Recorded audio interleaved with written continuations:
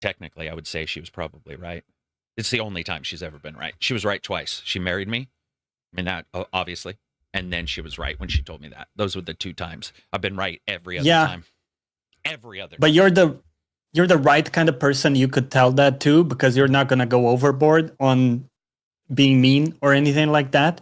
Because a lot of people, it's a thin line between being like strong personality versus just a toxic person. Yeah.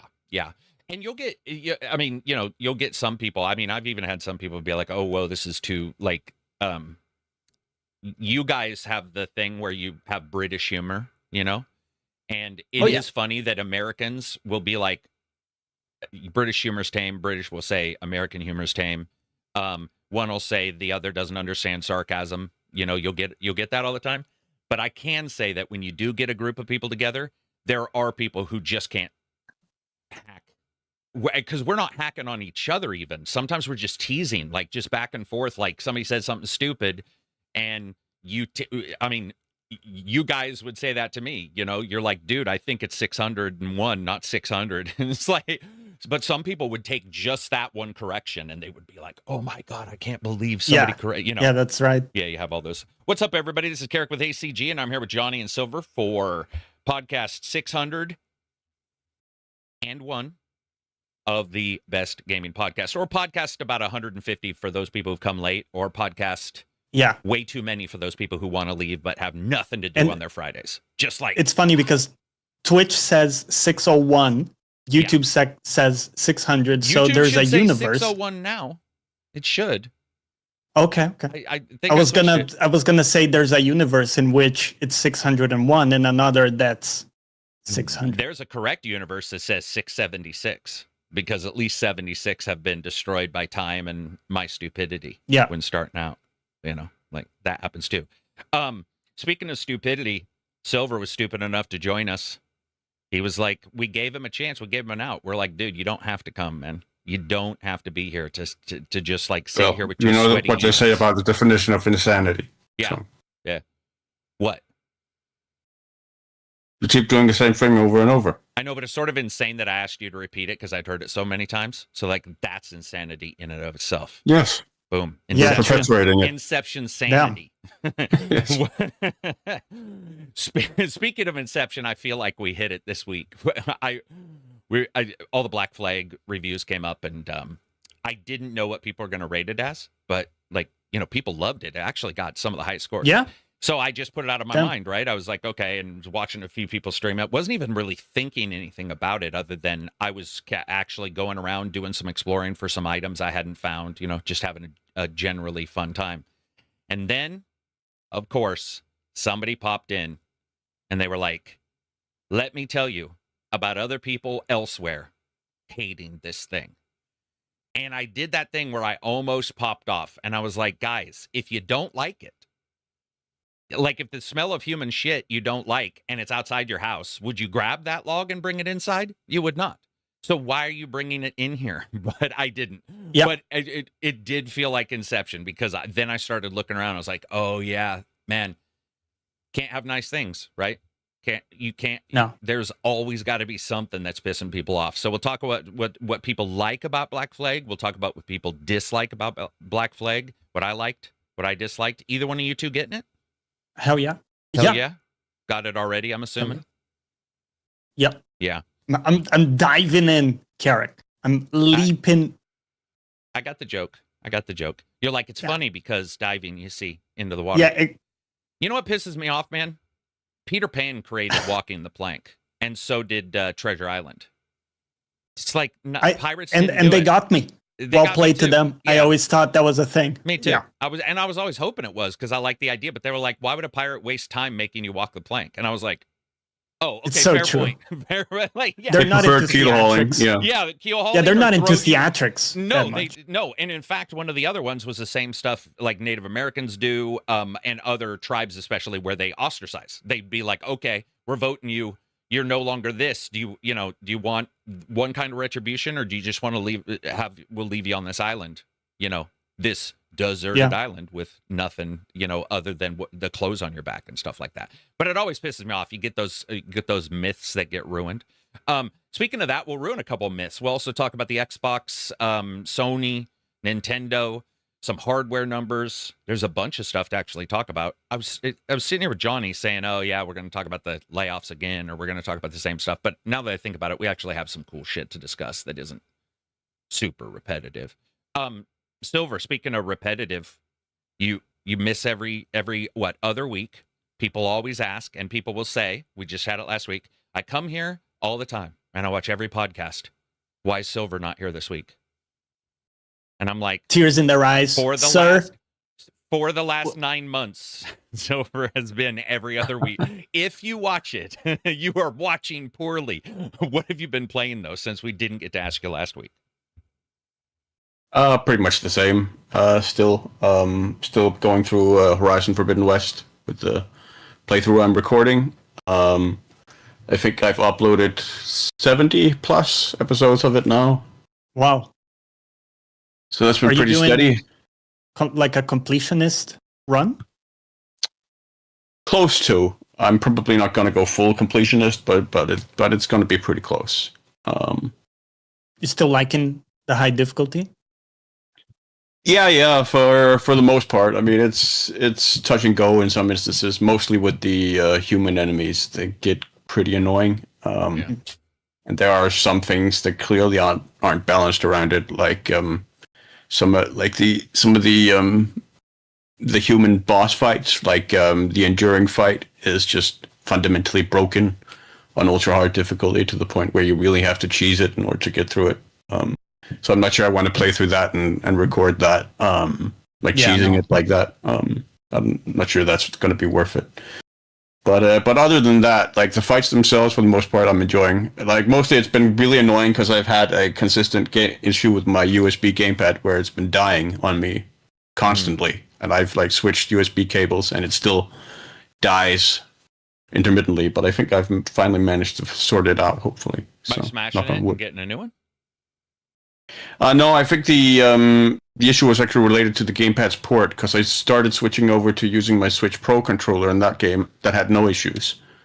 So I've sort of cleaned my the port on my Xbox gamepad and tried to put in the slot a little firmer. So slot it in a little firmer. So hopefully that'll fix it. Get it in deeper. What are you playing, Johnny? Yeah. So I started playing some AC Black Flag yesterday and today. Outside of that, I was doing Final Fantasy VII Remake. Just enjoying going back to that on the PC version. And some League. Really, that's been it. How much into Assassin's Creed Black Flag are you? Honestly, not that much. I got like maybe 2-3 hours. I'm still doing the initial stuff where they're teaching you the game systems and stuff. Haven't gotten fully into going out there with the ship or anything like that. How's it running on your PC, I'm assuming, right? You're not doing console. Yeah, PC. I'm doing the LSS balanced, and it's been really good at like 4K 60 FPS. I just have it locked at that, and it's been really, really consistent. I got I think it's the medium ray tracing option. That's like, it's doing some stuff, but it's not the full extended thing. Mm-hmm. And it's pretty good. Yeah, just so you know, you could probably lock it at 120. I mean, it's ridiculous. Yeah. That thing is optimized. That good, huh? Yeah. I was actually really, really nice. Couple little issues here and there, but as a full, like just playing through it and stuff like that, I was blown away by how well optimized it was. They did state that there's no copied code at all for this version. It's like a full, made from the ground up. Yeah. Which is, it then it causes you to question why some bugs are in it or why specific things that, it's like, well, we didn't copy paste it, but we programmed in the same issue or something like that. They didn't for the most part. I also love no loading screens, little stuff, but that was so long ago that I barely remembered it. I had to be reminded that there were loading screens. Like, that was 2013 or something. I was a little confused because I saw some people really bitching about the store or like the microtransactions. Mm-hmm. And to me, the only thing that I saw was there was a small pop-up saying like, hey, you can enhance your journey. If you want to head to the store, buy some stuff, then you dismiss that, and I never saw it again. And it's a whole separate screen if you want to go into that, so it doesn't like take you into the store or anything. Is there something? Does that like just keep popping up or something? Did you run into them pushing you into micro? That was the thing I was joking about on the title of this. I wasn't going to talk about it right away, but that is the overreaction, maybe. Yeah, well, it's a reaction. People can have any reaction they want, but like when you look at, nobody wants a store technically, but it's there. We're there now. No one wants expensive food at the movie theater, but it's there. Nobody wants blank, but it's there. But when you look at that, for me, I think there was 6 things to get, or maybe 9, and they're in a separate store. Ubisoft has been very good at really separating those into a store that you have to like actually go separately into, versus many other companies which are not as drawn out as that. Also, wasn't super excited about the skins, which was great, because if I see a bunch of cool skins, my character looks okay, then I'm like, did you do that? This is one of the ones where instead of me going, did you cut those from the main game? I'm like, damn, you did cut those, because those don't pass muster. They're shit, to me at least. I saw them and I was like, like, I look great. That looks like dog shit. And that's the opposite of how I felt in most others. What were you going to say? The whole store thing I've seen as well has been a little weird, because Black Flag was the first Ubisoft game that actually built in microtransactions. That's what I thought. Like they had in the original Black Flag, they had the like they didn't have cosmetics, but you could buy treasure maps and stuff like that, to shortcuts, as it were, right? And sometimes what would be classified as cheats or whatever, like that you could buy in the in-game store they built in for the original Black Flag. So there was already an in-game store in the original Black Flag. It's not like there was no in-game purchase options back then either. So they've expanded, as far as I can tell, they've just expanded the store to encompass the usual Ubisoft fare these days. Yeah, somebody reminded me. It was already there. I didn't remember that, but somebody told me that yesterday when people were talking about it. But yeah, so, it came up. I get it. I also know, I would say, Johnny, I saw 0 pop-ups, but that's also because the store is disabled for reviews. You see what's in there, but you can't buy it. So you can't cheat. Okay. So which I sort of like. In fact, I don't know if I'm one of the causes of that, but it used to be that you could go and buy the shit while you were a reviewer. This was like when they were first really getting the Assassin's Creed and they were starting to sell. And I was like, dude, no.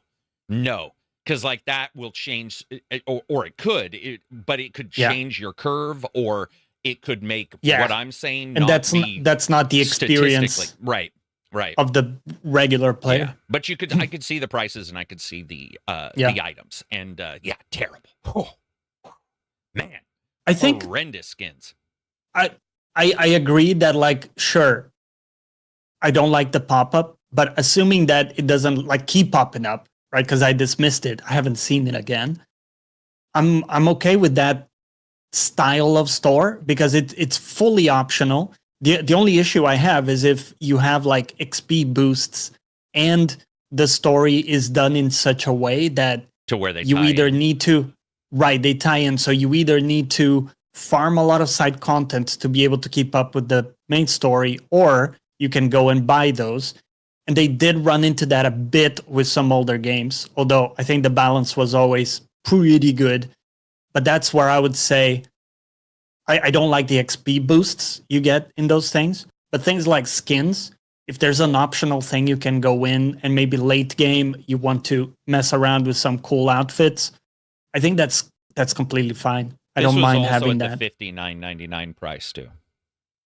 So it was at the lower, or the old, whatever you want to call it. I don't know what we're calling that now. Do we call that the old price? I don't know what we call the $59.99. I call it the good price. But I understand the prices are going up. But yeah, nobody likes it, but it's in there. When you look at others, I think they're far worse. With this one, I mean, that wasn't really. It wasn't as, I guess I would agree with you, where some in the past I've been like, that's, maybe it's a little changing the curve or something. And then I saw somebody was, they really mad at one of the things Edward says towards a character, I guess. So they were like, "Oh, I'm refunding this. I can't believe this." I don't know if it was like racist or whatever, which is weird because, well, got to play the game. Actually, I don't want to spoil it for people who are new to it, but it'd be a very odd thing to, I mean, call him racist. I guess you could say Edward might be the "I have a black friend" kind of racist that you hear about, where somebody says, "Well, I have a black friend, I can't be racist." I mean, you could say that about him, but I don't think he's anything like that. They also added in this game some other stuff that is good. They added the ship companion app that was in completely separate into the main game now. So you can send out ships to do jobs, a little bit like the table in Dragon Age Inquisition. We've seen that in a lot of games. Mass Effect, so you send a ship out, you risk. Well, you could already do that in the original. Correct, but it was a companion app. It was no. You could do it without the app as well. I did it without the app. That's interesting. I never used the app. Ubisoft literally sent us a big thing saying this was not in the main game. I don't know, because I used that back in the day, and I didn't use the app. This is not in the game. We added it in. Like that's why all the reviews are talking about it. So, but anyway, I don't know why they send that out, because that's not factual. Can you check? Because if that's not factual and no one's brought it up, it would be. I mean, I can tell you, I used it, and I never, ever downloaded or used an app. Can you look it up while we're continuing talking, so we don't get stalled on that one thing that they supposedly lied to everybody about? But anyway, so regardless, so that's in there. They stated that was an add-in, but they also stated that there's some other stuff that they added in. So you get a game that's like $59.99. It is a remake, but for a lot of people, this game's 13 years old. So for a lot of people, I think technically that's not that bad. That's a pretty good price. I think $59.99. I think also the resync is going to happen with everything.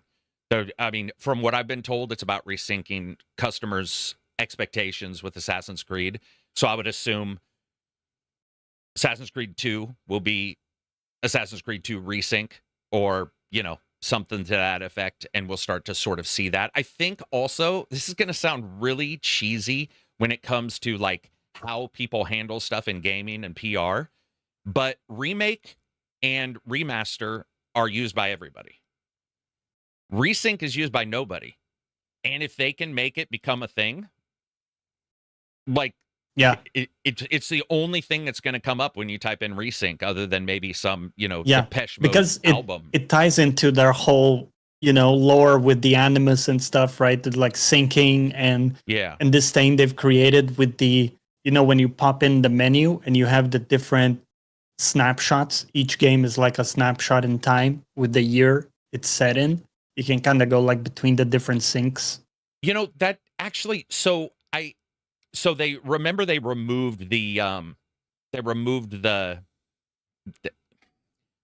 future gameplay from this. But I do want to point something out so that people don't get confused. It's all still in there. That was one of my questions, actually. Yeah, it's not just, it's the gameplay of going and doing the stuff is not, but you're still watching the starting video where it's like, they're talking about like dream vacations and all the shit, and some guys, the Abstergo stuff. Yeah, the Abstergo. It's all in there. It's all given to you. But they also did the shadows thing, which I'm starting to like. I didn't know how I was going to like this as the games have progressed, but I'm starting to actually dig the rift thing. We'll call it the Animus, but they have another name in this game for it. But I like that if you do stuff in this game, you can literally just hit left up and pick shadows and buy stuff in shadows for doing the rifts in this game. And they even have some items from shadows in this game. So you can get a samurai sword, for instance, for Black Flag, which I thought about the fleet thing. I have the IGN guide here for the original 2015 game. What does it say? That all you need is do need to be online for it, because it needs to connect to Uplay, but that's all it needs. The Uplay connection. Wait, what needs a Uplay connection? The Kenway fleet. Didn't the original require a Uplay connection too? Oh, you're talking about the old one. No. I mean, you could play the game offline. But the Kenway Fleet stuff requires that you play the game online. Yeah, we have the same thing here. Where people were mad about the signing in to Uplay on this game too. There were people bitching about it. Like, I don't know what to say about the sign in. Like, I feel like we've always had to sign in to Uplay for most of their games. If you want to get their items, their, whatever it may be, it feels like we've always sort of had to do that kind of stuff. So, and then let's see what else. You can upgrade your. A lot of this stuff was in the game. I'm just talking about the cool stuff I liked. Upgrading your camp. I always find upgrading camps fun. I found it fun in Valhalla. I find it fun in this. That was enjoyable. And the extra story stuff. So I'm not going to spoil it, but I'll just say that the extra story stuff it makes the game better. I just think, in all honesty, it makes the game a good deal better. And the reason why is because for an Assassin's Creed game, he's a really good ninja. He can sneak right away. He's sort of a shit pirate. And they do a lot to add in stuff here that doesn't make you notice the goofiness as much. There's stuff with other characters. There's stuff with a little bit with him. I don't want to talk about one thing that I think is like pretty nice that they put in the game that's pretty big to me, but I came out of the game liking him more than I did when I played the first game. And you know how it is? You can have one scene in a movie where you're like, that scene made the movie. I'm not saying it goes that far, but there was a scene in this that made me go, okay, I genuinely appreciate that character way more than I did in the prior time I played it. So I thought that DLC isn't included, right? DLC is not it. That's the Freedom Cry, and I believe that might have been standalone. Yeah, the Adewale expansion. Yeah, that's not included. Not for the 59 at least. I don't know if there's going to be a DLC or something like that, but yeah. What's up, Asa? What were we going to say? About the character, since I only dabbled in the original game, I don't know anything about like what the character is like going into this one. Right. And the first thing I see, and I don't think this is a spoiler because it's like in the trailer and stuff, is that like his whole motivation to go on this whole adventure of years is to seek fortune. And he's doing it at the cost of like leaving his wife while he's doing this, right? Yeah. And I just thought like, wow, talk about a terrible motivation. And what a terrible thing to do to begin with. I can't get behind this at all. But I find myself kind of begrudgingly still liking the guy, which is kind of cool. I guess that's a testament to like, there is some likability that they built in there for sure, even like from early on. I mean, it is sort of funny too that like he just steals somebody's shirt and he suddenly is them. Oh yeah, like yeah. We all know if you stole the Rock shirt, it'd still be too small for you because it's so fucking small. But he steals his leather suit and it happens to perfectly fit him. And then suddenly everybody's like, okay, he's a ninja. And it's not just that they think it, which is fine because you can make that mistake. It's that he can do a bunch of shit. But I just buy into that because, Assassin's Creed. And but I didn't buy into him in the first game for some reason. I just did not. There was something about his. Yeah, you know what, Johnny? I'm going to agree with you. And I can't talk about it more because we're going to get really close to something. But it is what you said. There is some stuff that is covered here where I'm like, okay. Not okay, like, now I get it, but just like, thank you for a little bit more. And again, they do the same thing with the extra commanders that you can get. I thought that was great. Ubisoft, to me, has been really disappointing, even though I've liked some of their remakes because they're in a package of 3, like the Ezio or 2 or whatever. They'll do the little package, but it's usually just upscaled. I think if this is their version, they've obviously been taking crib notes from Capcom and figured out if we're going to do this, this is sort of the way it needs to be done. Well optimized, greatly playable, some quality of life, I don't know about you guys. I don't know if you care, but the advanced parkour, side ejects, you'll have people being like, if this game doesn't have side ejects, I'm not playing fucking game. Well, it does have those if you turn them on. It's got that kind of stuff to it. But it also has the things we hate. You still have to chase around those fucking moving goddamn musical notes. Can I tell you the thing I hated the most about Black Flag? Which that one? Always. Oh, Black Flag? Yeah. Always made me really struggle to get through the later stages of the game. It's always been the blowpipe gun. Or the blowpipe the blowpipe. Just watching it dangle on Edward. No matter his outfit or whatever outfit you put on him or whatever, the blowpipe's right there dangling on his body as you're moving, and it's just I can't look away from it after you get it, and there's no way to stow it away, there's no way to hide it, it's just always there, like flipping up and down. I will say the physics on it look better from the gameplay you showed during your review than it did back in the day, because back in the day it was just going like that all the time, floating over somebody's back like I am.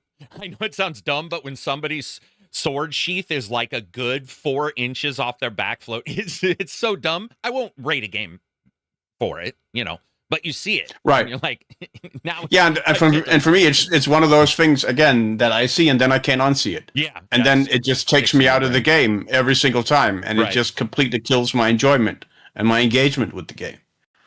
Because that blowpipe's just always there. You can't hide it. You can't stow it away for whatever reason. They just want it to be there, regardless of the outfit. It has to be hanging there on the outside of Edward's coat, his shirt, whatever you're wearing. It's just there. That's something so particular that you would notice, Silver. That's such a it's very characteristic. It's not that out of the ordinary, because do you know what I'm bothered by? The fact that he has sleeping darts in a pouch and sits down without stabbing himself and going to sleep. I'll think about that shit for days. I'll be like, dude, what do you do? Like a ninja character, I'll have a bunch of ninja stars and they'll sit down and I'll be like, oh, those are right at your waist. Anybody who's weared like 501 Levi's knows what I'm talking about when you get the button is just right and you sit down, you're like, God damn. Or somebody who's, had a belt buckle. They sit down wrong and the belt buckle crimps them. It's like, dude, how's this guy with ninja stars able to bend like this? Stupid stuff, but it does bother you. Kel says, afternoon, gents. Great to see y'all, especially Silver with that sick-ass pipe. Damn, Silver, you need a tweed jacket and one of those cool floppy hat things that Sherlock Holmes wears. He doesn't. He has. I do have the hat, but I don't have a tweed jacket. Oregon Fresh says, leave the poop outside. Correct. Sotness says, I'm still on Doom Dark Ages DLC, and it's nuts. I heard that thing is just massive, too. I haven't got a chance to play. I don't even know if I'm going to get a chance to play it. I sort of want to, but Bit says, Valhalla was bad for armor skins. I'm not disagreeing with you, but luckily I liked them. I think Silver and I have talked in particular about Valhalla because I liked, a lot of people have mentioned Valhalla and the skins and getting extra skins in that, but I liked the Generos in that one.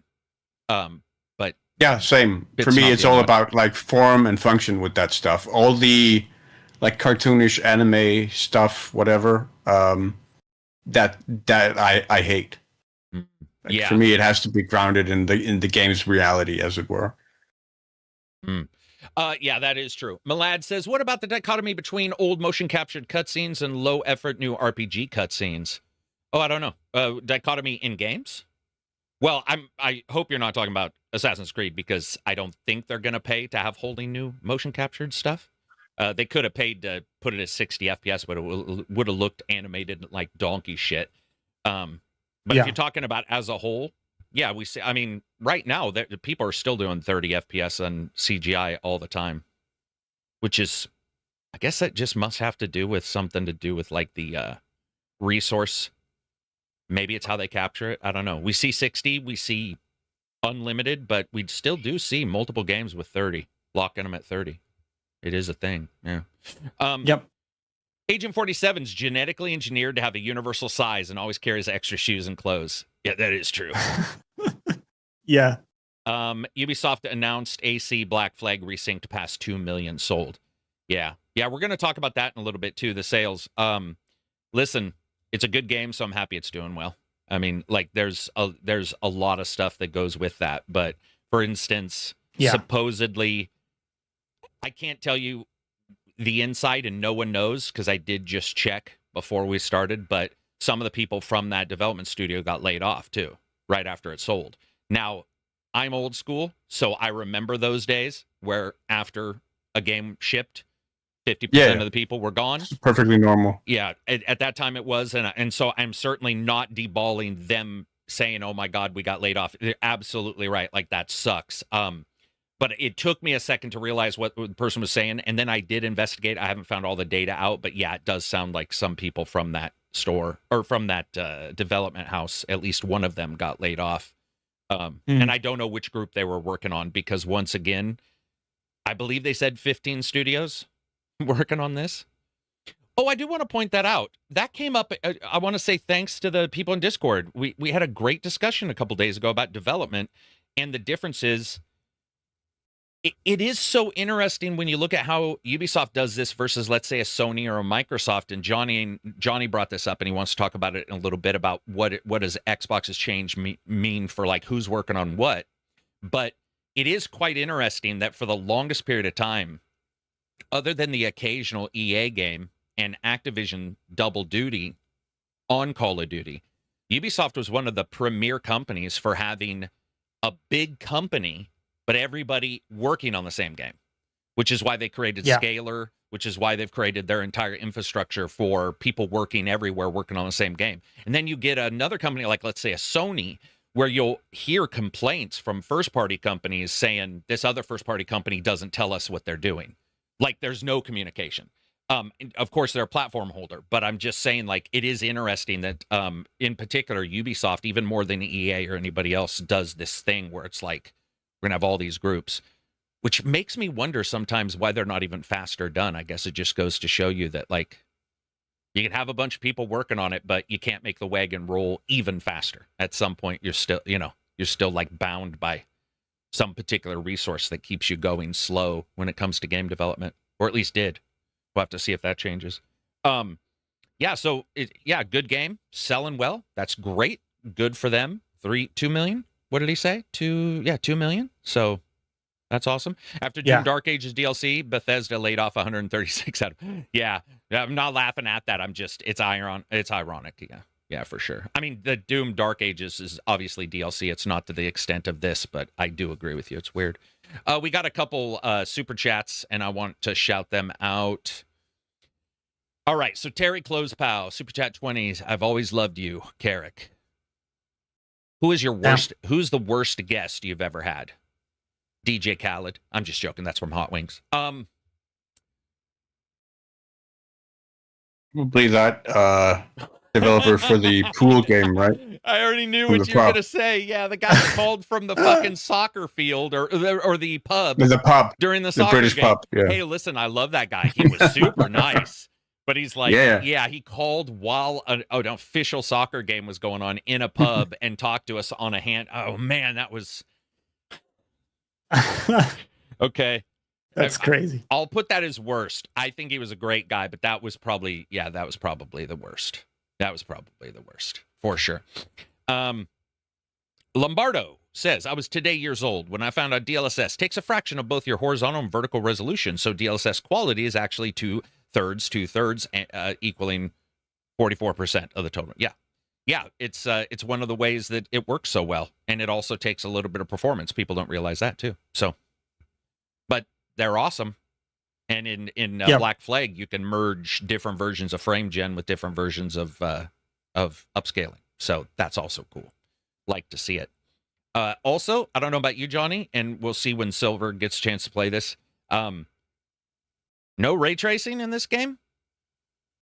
This might be the first time where I can say, well, I won't get to play it, so you're not getting it again. No. Okay. Without ray tracing, Johnny, I would like you to check it. You can tell me next Friday if you agree. I don't like the games. I don't like the look. I don't know if it's their engine and that they built this for really ray tracing, and they're like, but you can play it with it off. Man, it's not like when it's off in normal games to me, where I'm like, I can deal with this and I'll play it. Cyberpunk, I'll play for hours without very ray tracing. noticeable. It looks like hammered dump.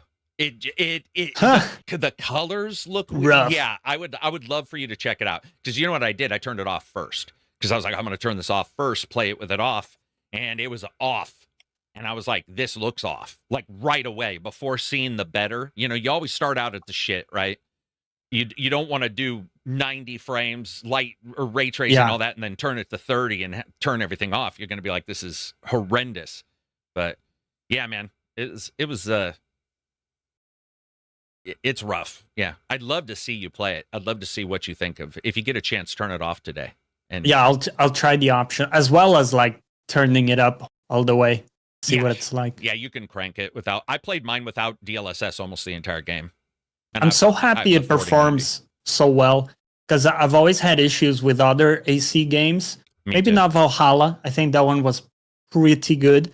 But like, you know, Origins, Odyssey, there were always issues with CPU and whatnot, and like getting your CPU to actually perform in those games. And I just always had issues with them. So yeah, I'm just so pleased with how the game looks, how it runs.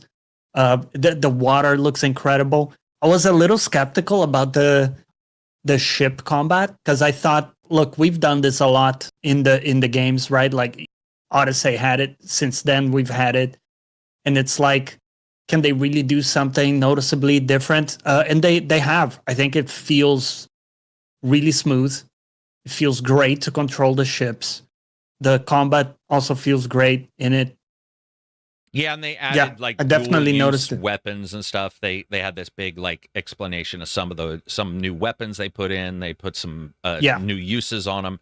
You know, it is just ship combat where you're slowly turning, and they're slowly turning at the end of the day. But it felt more responsive too. I don't know. Maybe it's just. Yeah. But you might have played it at 30 back in the day, right? And now you might be playing it locked to 60 with VRR. No, I played it 60. It was already PC back then, and like locked 60. Oh, you played this already at 60? Yeah. Back in the day? Yeah. Gotcha. I think it feels more responsive, but it is hard to tell. I'm not doing a side-by-side. I'm just saying it feels great. I'm happy with what they've done. And the shanties, it's so fun when you pick up a new shanty. Oh, dude, I love it. I almost, it's an excuse for me to go out with the ship just to check out the new shanty and go on a run somewhere. It's great. They're really great performances. I think they're great performances. I think the way you get them, because in this one I got one by chasing one of the very few things I chased in that game, because I think it's one of the worst gameplay elements I've ever done. And I chased this fucking shanty down, and I did get it. It was one I liked. I believe it was one of the new ones, because I think it was 20 plus 10 or 10 plus 20 or something like that, but they added some new ones. And I was like, okay, this is great. I love it. I think those are awesome. I think they also lend a cool... it's diegetic, but there's something about it that lends like a teamwork element to you being on the ship. It's not just you being a slave master, which is sort of what it would feel like if you were just like, row quicker, bitches. Instead, it's like, everybody, let's sing a song while we row, which is great. But I'll tell you what, man. Okay, hang on. Even though I told you right before we started the podcast, being nice can fail me, I am going to be nice right now compared to what I was saying yesterday. So, there are many parts of Black Flag's audio I am incredibly unhappy about. Incredibly. One, it still sounds compressed in some ways. Edward's voice. And two, I don't know why they cannot figure out a way to make Edward sound like he lives in the world. But he does not sound like he's in the world. You'll hear a guy next to him echo, and then Edward will be like, sup? And it'll sound like we're in an office with the sound booth studio right here. Sound. Yeah. And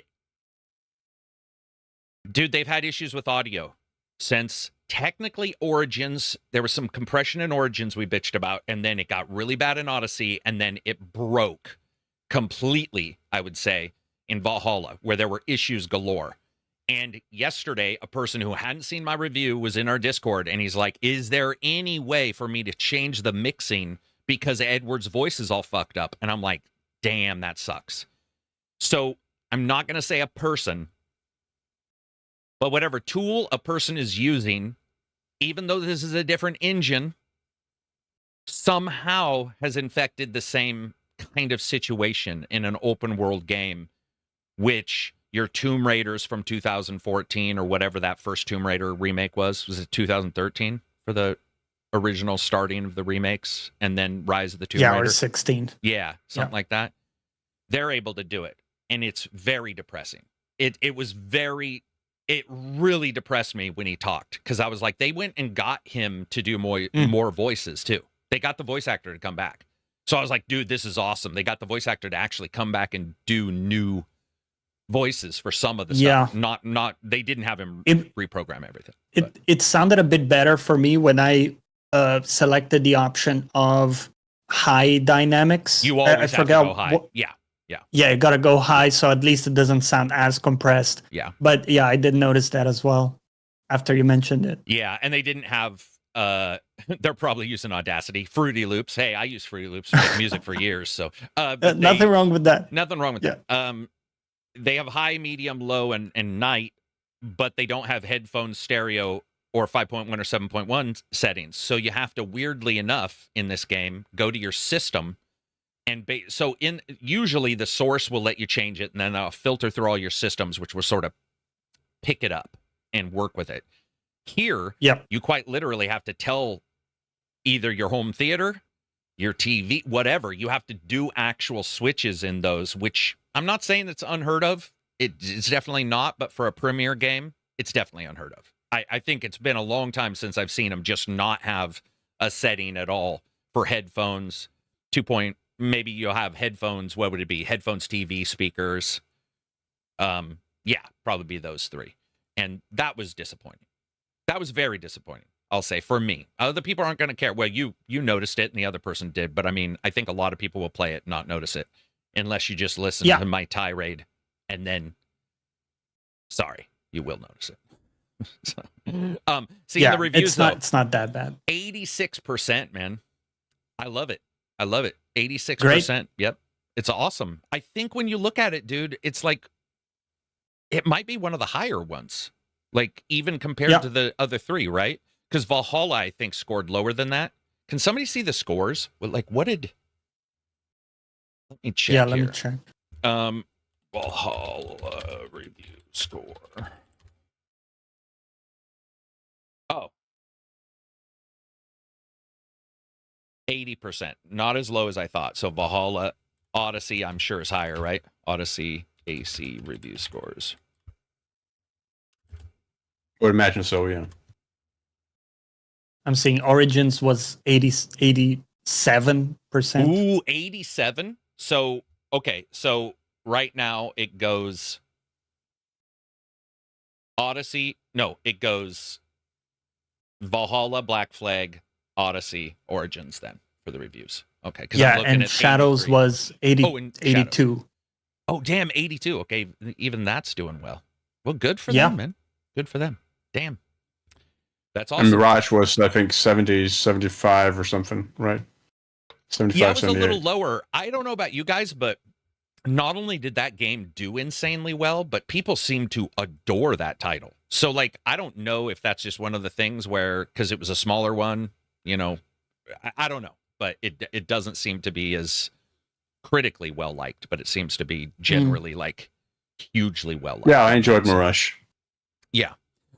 What else do we got, Johnny? What do we got for questions in the Discord? Let me ask you one last question there about Black Flag, because I was cross-checking stuff that you said in your review with what other people said. And is it fair to say that this is maybe one of the least punishing games in terms of the stealth? Like, you don't desync as much, like you mentioned that. Is it fair to say, like, it just doesn't really break the action as much as some other ACs? Yeah, I mean, if like I joked around in the review, you know, this is a guy who doesn't have to have a head full of bush to get to his knees. Like, it is nice that he can, you know, crouch whenever he wants. So that's a big bonus. Right. Yeah, I would say it's generally. Yeah, it's generally it's generally easier. I mean, dude, I don't know because like how many of these have we fucking played in like 2 years?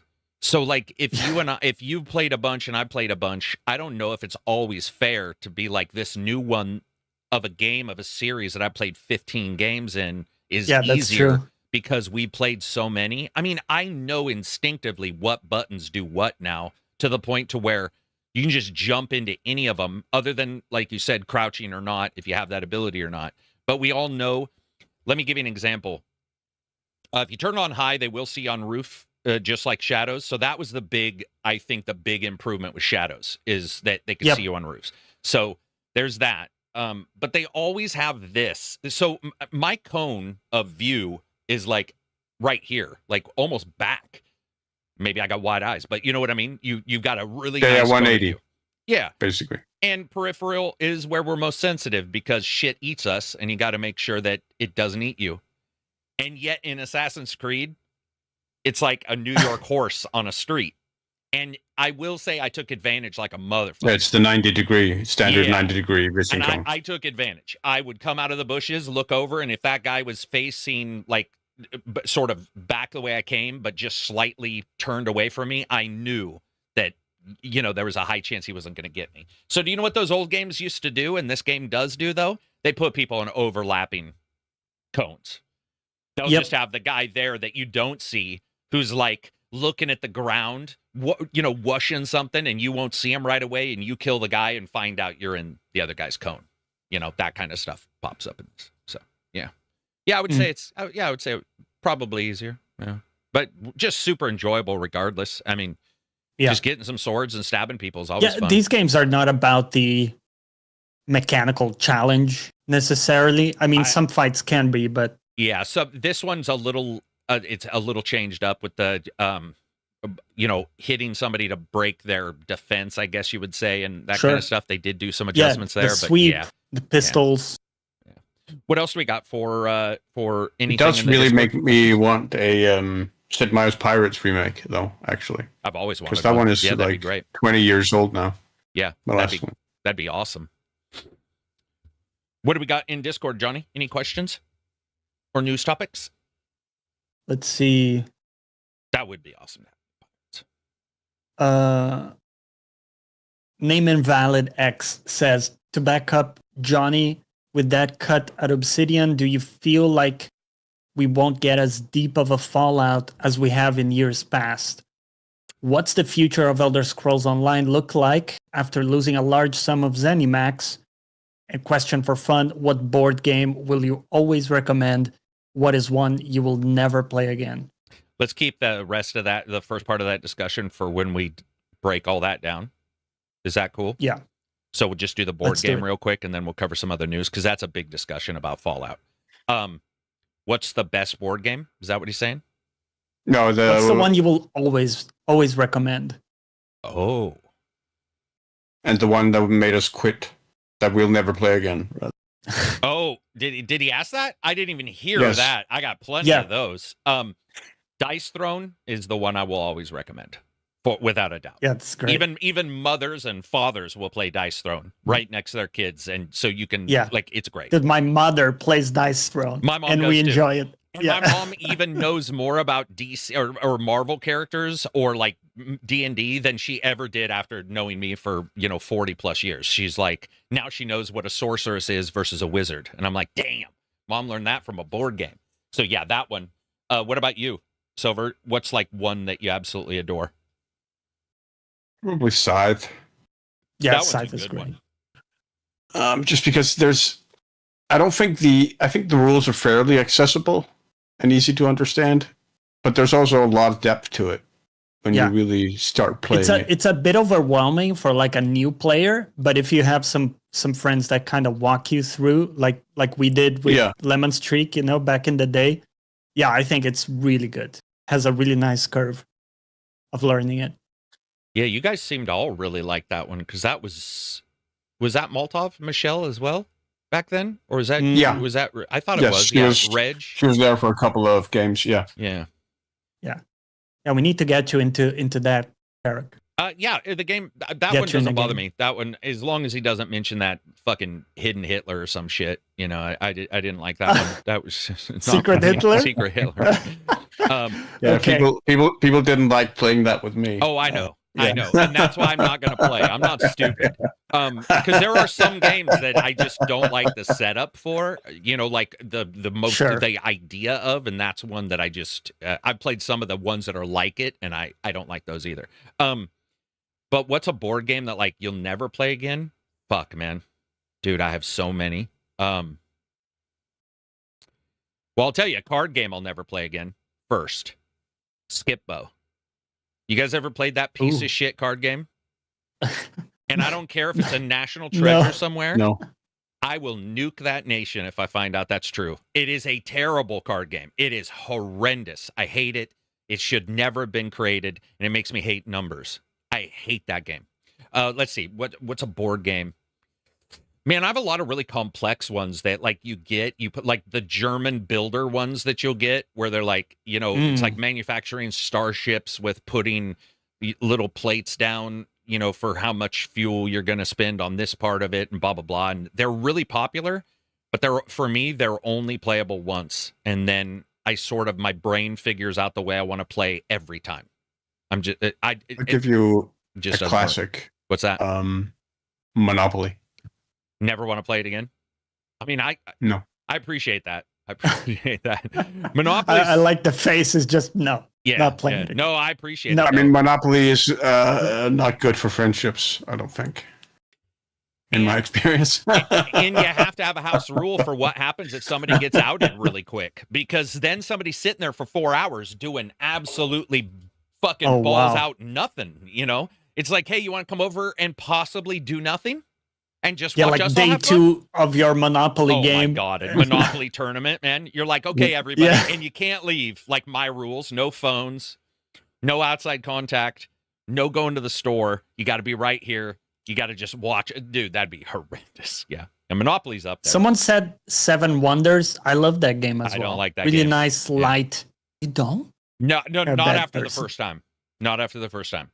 It's along those line of games where I play it once and really? I like the idea of it, but playing it again feels too repetitive. Yeah, it's just too repetitive. But it's not a hate. I see. That one's not a hate. That one's just like it was very fun learning it and sort of seeing how other people would play. But I feel it's a little like Monopoly, where there's a lot okay, I take that back. It's not as cutthroat as Monopoly. You It's take just that back right now. Yeah, it's just that like. I love games where there's a loser for sure, but I find that even if I'm the loser or anybody else, it's just having games like that is usually not my thing. I'm pretty cooperative in board game stuff, just because like, yeah, it sucks. Hey, drive 3 hours to my house, and we're gonna fucking annihilate you, and because we played the game 50 times, or you get that friend who's the grognard who's been playing the game since it was wooden figures and some Paleolithic fucking, tribe was playing it. And they're like, hey, man, I know everything about this game. Like, every single mistake you make, they will exploit. They will exploit. Can I do this? Two of the competitive games I used to play a lot when I was a kid was Backgammon and Callahan. But I don't remember the rules for either. Either do I anymore. But I did like it when I was playing Backgammon. I thought Backgammon was actually pretty enjoyable. Yeah. I did like that one. I haven't heard of the other one. I don't even know what that is. Callahan is a game that you play with little glass balls, and then you move them across these little spherical holes. Wow. That you then take balls out of and put into like marbles, little marbles. Yeah, little glass marbles, basically. It's weird because his description of it I absolutely recognize, but the actual game and the name even I don't. I'll have to go check because usually we have almost every game somewhere in the family. It's always sitting there behind some Christmas tree I haven't taken down. What else do you got, Johnny, for discussion in Discord before I move on? So you had some topics. Let me just go through the questions as well we had there. The one about ZeniMax, do you want to doing the conversation later about Obsidian as well. Yeah, we'll do for that. ESO. We'll cover all that in the Xbox thingy. Yeah, let's do that. Then Kel was saying apparently there is The Guild, the movie, in the works. Is this a project that's 10 years too late, or will it find an audience with a generation of gamers that were too young to have gotten caught up in the original web series? And he's got a second question there. I'm not familiar. Isn't The Guild the one with Felicia Day? And it was like about LARPers? But it is ancient. Oh. He said, is it 10 years too late? Okay. He might actually, that might, if so, is it 10 years too late? No, because it is LARPing. It might strike a chord with a whole new people generation. Yeah. Yeah. If that's the one he's talking about, I'm pretty sure that is the one he's talking about. It is that. Yeah, I'm Felicia Day. Assuming it's like D&D. Yeah, D&D adjacent. It's the people who go and put on cod pieces and then try to pretend they're princes and shit. So, by the way, I say that like a smartass. I actually think it's very cool. People do it. Like, I would do that. I mean, it's just theater with swords, not real ones, unfortunately, but swords nonetheless. Yeah, theater would be much cooler with real swords. It very much would be. Dude, can you imagine if, like, there's a prestigious school nobody talks about, but everybody knows is, like, it's really hard to get into, and then you get there, and there's no prop weapons. They're just, like... Shakespeare has never been more real. Yeah. I'm just saying, two characters enter, one character's going to leave. So you guys got to prepare yourself. A bum named Walt, $5 super chat. Pacific Northwest lurking, Seattle. Before you ask, are you boys watching the fights this weekend? Yes, actually, I will be watching the fights this weekend. Thank you for reminding me. I absolutely will be watching the fights this weekend. I try to watch them in the Discord almost every single weekend. Miss a couple, but yeah, I will be. I don't think either one of these guys watch UFC or yeah. Okay. No. Any other ones in there before we move on to the bigger? Yeah, this one, second question from Kel. He says, is there an artist who has broken through in the last few years that you think will be highlighted? Could be in games, film, music, or books. That's a good Sony idea. is irritating me right now, and I would like a new rabbit hole to go down. So it can be anything, like but he said an artist, right? So we're assuming like the Weeknd, so maybe like a one person, Brandon Sanderson or whatever, maybe a writer or a. That's. Yeah, I mean Brandon Sanderson is doing several shows with Apple TV for his stuff, which is cool. I think those could be really big if done well. What else? I think anything else in the... I've tried to read them, and I really did try. I would say I would say that the one thing that I think will probably break out here soon, just because the Orville director is doing it, is the Dungeon Crawler Carl. Oh yeah, I think that has huge potential. Right. Yeah, I think if it hits it right, it's there's all kinds of shows that are tangential to that kind of thing, the fourth wall kind of stuff, and I think they've been big. The light RPG or lit, I can't remember. Lit, right? Lit RPG. Lit RPG thing has been big now for like maybe, I think Denny told me about it, maybe 10 or 15 years where, it was sort of like fan service stuff. Then it sort of became this thing. Weirdly enough, Piers Anthony it's still in the goofy. 70s wrote some that was more, like this. Yeah. So more serious. Yeah, I could see that stuff. I could see that writer in particular is what I meant. Whoever I don't remember his name, but I could see that guy really exploding because it just seems to be really popular now in two places. It was popular in books. Now it seems like the TV show is grabbing it, and I could definitely see, maybe a game would be a little more difficult to do, but I could see that. Yeah.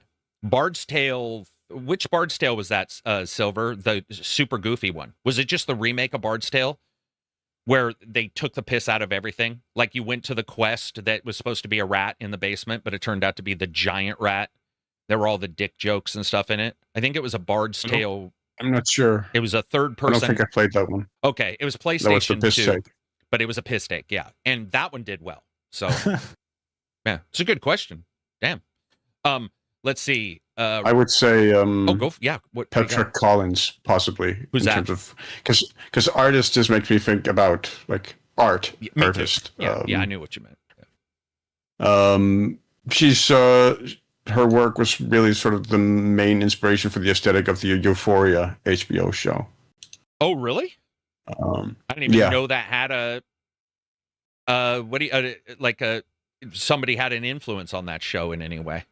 So yeah, apparently, like she was really hired to set up the entire like visual aesthetic and basically also direct the show, but was ultimately fired right as it began. Oh, okay. All right. Yeah, that's actually a good answer. I didn't even know they had that anybody had really influenced that other than. But she has some really interesting artwork that could, I think, make for an interesting transition to video games. That'd be cool. What else we got in the old Discordian chat before we move on? This one from Gaming Guitar Alejandro. How have you Alejandro? Isn't that a Lady Gaga song? Alejandro. Isn't that Alejandro? Yeah, it is, right? For sure. It is, right? I don't know who she's talking about, but that must have been awesome. Because like when Jeremy spoke, when Pearl Jam came out, and they're like, Jeremy spoke, and people would be like, Jeremy, your name's in the song. Alejandro's around the world must have been like, fuck yeah. Like, god damn, that's awesome to get your name in a song where she just repeats that and nothing else. I don't remember any other words. If you were the guy in her life that she was singing about, you would know because you're like, you're called Alejandro. You knew her, and now she has a song called Alejandro. And it's not like when Taylor Swift writes a song and she appears like she's perfect, and every guy so happens to be a shithead that she is with. And you're like, I think you're probably the shithead. Just saying. Anyway, what else you got? Yeah. How have you recently been using AI in your day-to-day life? Well, I probably use it the most. What do you guys use it for? If you do in your daily life. I use it at work. We use quite a lot of Claude for figuring stuff out, doing plans for stuff, helping with revamping code, looking at stuff. We create skills to look at logs. You know, there's a lot of stuff we do with it now. And we're doing more and more, I would say, the whole time. And personally, I use it for helping me tweak thumbnails, get input on different things that I'm trying to achieve, like help me structure goals and habits and things like that I do. The kind of stuff that no real person would have patience to actually talk you through the whole thing. Yeah, but AI has no recourse but to sit there and and humor me in all my shit. And honestly, some days I like to use it as a wind down chat. So like before bed, I'll just have a random chat with AI where maybe I'm talking about like deep sea creatures and giant squids and shit, and who would win in a fight between a squid and a sperm whale kind of thing, and just get into that. Yeah, for sure. Hey, you can talk to me about that if you want. And me too. We just had to talk about it actually last podcast, I think. Okay. It's always going to be that. At some point, it's going to be something squid-like or Cthulhu. Like, what about you, Silver? Do you use it at all for any of your stuff? I don't think you use it much, do you? No, I'm pretty much the AI Luddite. I don't really use it very much. Got your abacus out. You're like, you go past AI. You're like, and now you're past calculators, and you're like, fuck it, I got some rocks. I have actually, like this year, sort of meddled a little bit with chatbots, just to sort of see how they were engaged and whatnot. But also because I've done a lot since I first started on the internet. I've basically done a lot of message board role play. Like role playing message boards and stuff, right? So through text. And so I've sort of tried prodding some AI chatbots for that. See how they were with like short in terms of memory retention and stuff like that. Very cool. But it hasn't really engaged me a lot. I have to admit. For me, I would say efficiencies for sure. What I do though is I think ignoring AI for a second, you could say it is AI, but this thing that's connected to this could be anything, but nothing ever was able to do what I'm going to say. And that's true memory. So the ability to like randomly ask a question and have it know that I'm talking about a 1987 B movie that had one actor that was also dark haired, but had a receding hairline and said this word in this movie.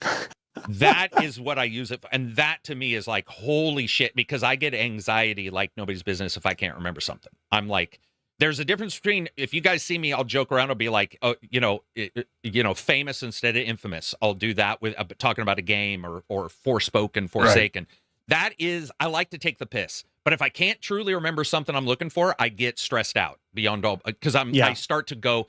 And when I was 20, I was like, memory's gone. I got Alzheimer's for sure. Like, I panic. I'm like, I should remember everything that ever fucking happened. So that kind of stuff is great. Memory is great to ask it a question about something you did, and it'll bring up a chat and be like, holy shit. And I've used databases before. That ain't it. In fact, they still haven't been able to figure out the connection between like regs, memory, knowledge graphs, and LLMs and get them to actually work together as well as they should. So that indicates they are sort of these separate lanes. Efficiencies is the big thing, and it's been... I finally, one day, was just talking to the agent I made, and I made an agent that's very sarcastic, very, very zero niceness. So if I do something to be like, that's fucking shit, dude. Like, I don't know. If you're going to send that, maybe you should just not apply for that job or whatever. Like, and I was talking to it, and my wife one time was like, who are you talking? She thought I was talking to Discord. This was last weekend. I was like, no, this is the agent. I'm trying to get some TV shows that are like the TV shows I like, but don't come up on the what shows are like this show lists, because they just weren't. I was getting the same things no matter how, and I've done Google research before, and even I was like coming to the same conclusions. And it came up with some stuff, and then I said, it was cool because I said, can you email this, make a database, put a website up, put it inside the network at this IP address, and then make this database, and then download this, blah, blah, blah, and then make me a fake Plex so I can watch it on a completely different PC, blah, blah, blah. My wife was like, you're asking Discord people to do that? I was like, no, I'm asking the agent. By the time we came in, 7 minutes, Fable had made the entire application, and we were able to basically not use Plex, which is what I used to use, but it was really cumbersome, and use my own version with with translations, all that stuff. The ability to create stuff quickly and just see something in a different way is really important to me, because also I'm sure you guys, where we have different ways of learning, sometimes you'll learn visually and then sometimes it's repetitive. I've used it for memory flashcards a lot, where I'm like, I'll just say weird stuff. I'll be like, I need to know this, but it's obviously not working with repetitiveness. Make a song about it. And it'll make a song about some facts I need to know or whatever. And you'll be like, oh shit, that worked. Those kind of odd things. But I'm also a Luddite, weirdly enough. I am just like Silver. I fucking adore nothing. I love having nothing on. So I will do that kind of thing, and then I will literally just walk away and grab a book and take the phones and hide them and do all that, because I'm a big believer that if you just read, you won't learn to talk well. If you just talk, you won't learn to read well or use, you know what I mean? Yeah. We all know that network engineer who can't fucking talk to anybody because he just can't, he never learned the social skills. So, yeah, while useful, I would say don't, in anything in life, over rely on it. Don't over rely on it. You're gonna use it as a tool, not a crutch. Yeah. Yeah. As a software dev, I'm realizing using AI is just 100 times the average person productivity for us.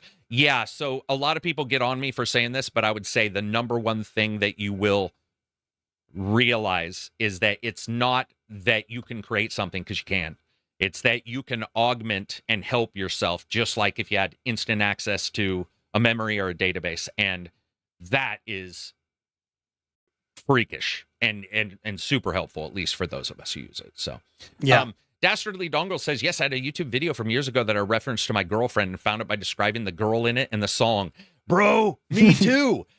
There's been times where I've had nothing. I've been in chat and I'll be all like, a guy had suspenders and a black mesh shirt and a blue background and was dancing and bald. And it was like, right said Fred, I'm too sexy for my shirt. And I was like, that is the song. But I never even said, I didn't remember that it was I'm too sexy for my shirt. I didn't remember. And then one time, Latour is an old tech band, and they did one single song in Basic Instinct. And I was like, the song goes, do, do, do, do. And it's in Basic Instinct because I didn't want to look up the soundtrack. And it was like, that's Latour. And I was like, checks out. You know what's great too? So that's fun. When you're reading a novel, like one of these kind of complex sci-fi novels, or maybe just epic fantasy, and you're struggling to like keep track of everything that's going on, or like maybe you forgot who a character was, or like how a power worked. It's so nice to be able to ask, and because it can source, it knows everything, right? And it can explain stuff really well to you. So you'll just be like, okay, how did this work again? And what would happen if, this power went against this power according to the books and stuff like that. It's been so nice because even if you have a friend that happens to be reading the same book as you, the experience, what it's like. You will ask them, and they will either just not have any idea. They'll be like, I just don't know, right? I don't know. I don't know what that is. Don't remember what that is. Yeah, or it's weird.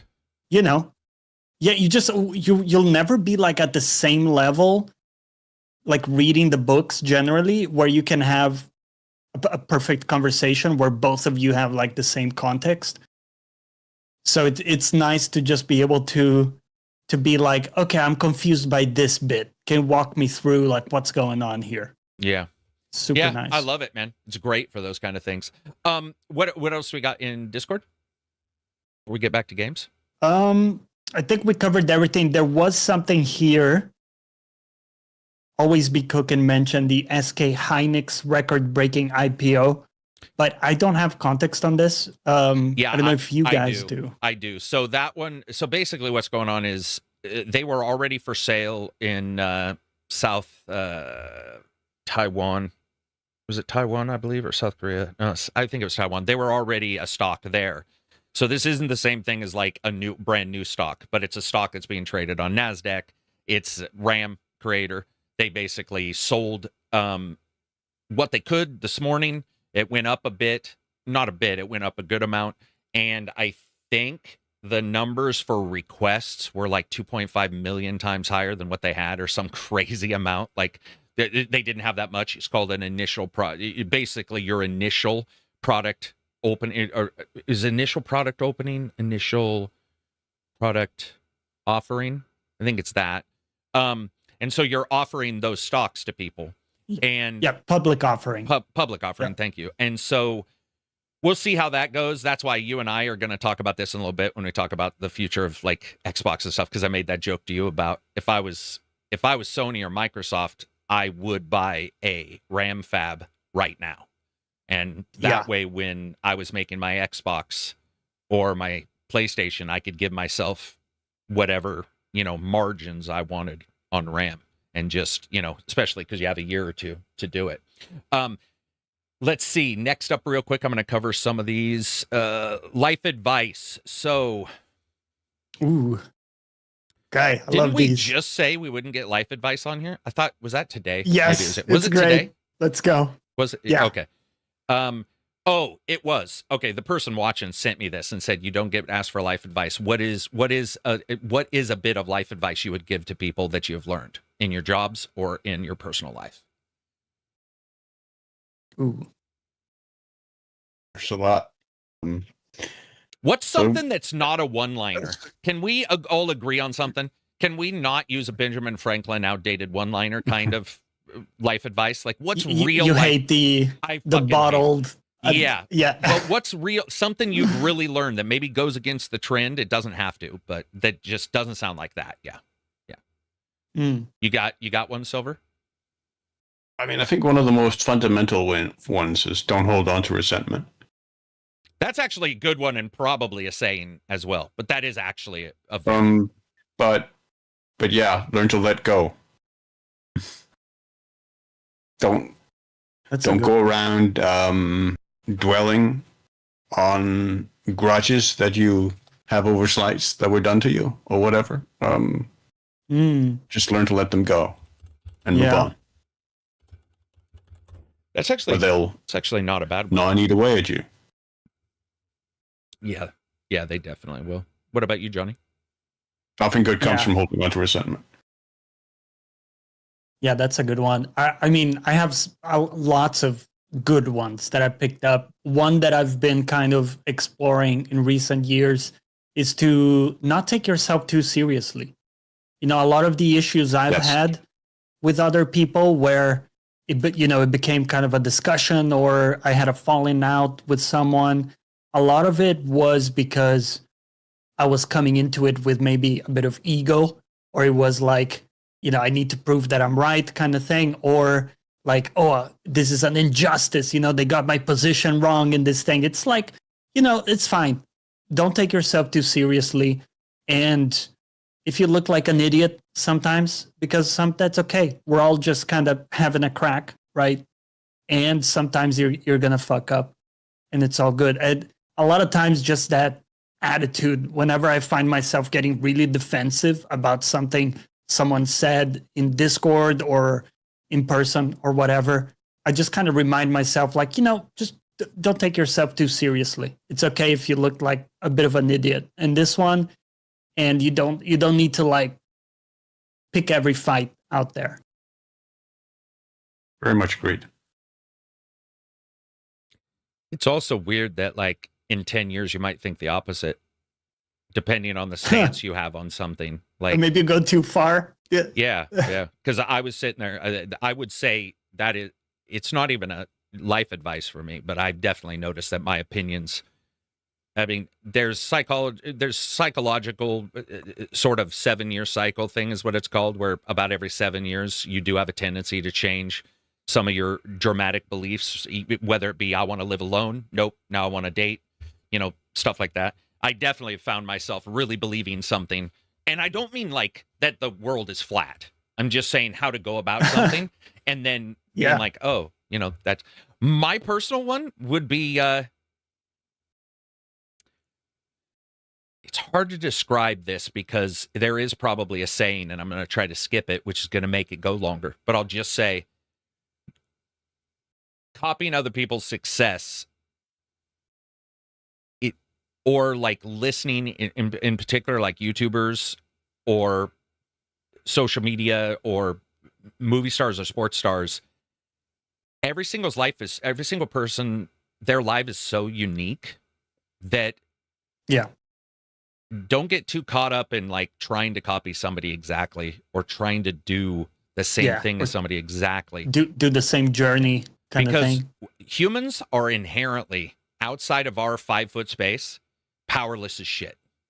There's the occasional special person with a special thing and special times and special luck happens to them, and they're able to affect the world in massive ways and the people around them.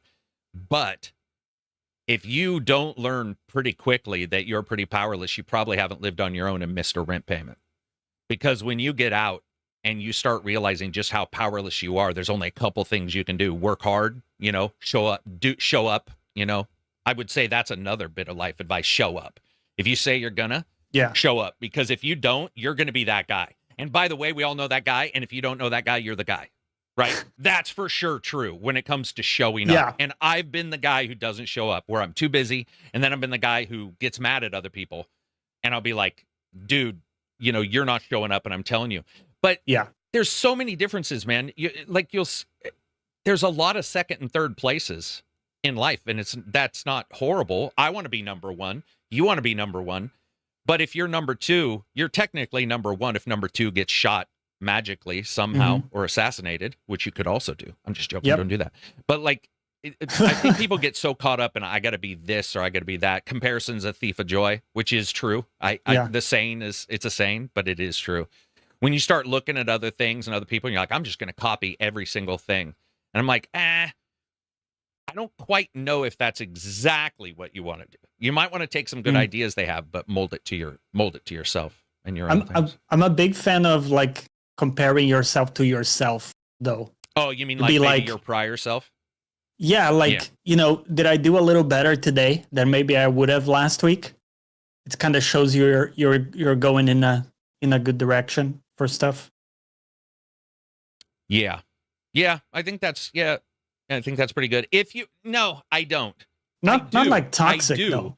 but I think that only if you are self-aware enough, because I have friends who tell me all the time, yeah, I judge myself against myself. I'm much better than I was. And you're looking at them going, dude, no, you're not.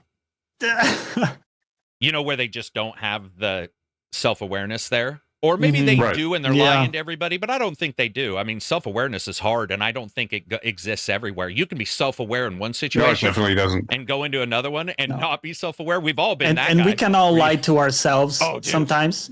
We want to believe. Self-awareness only comes with self-reflection. And you can't do that in real time, right? It would be really weird if you could. It takes a little while for you to digest things anyway. We've all said something stupid at that point, blah, blah, blah. So, yeah.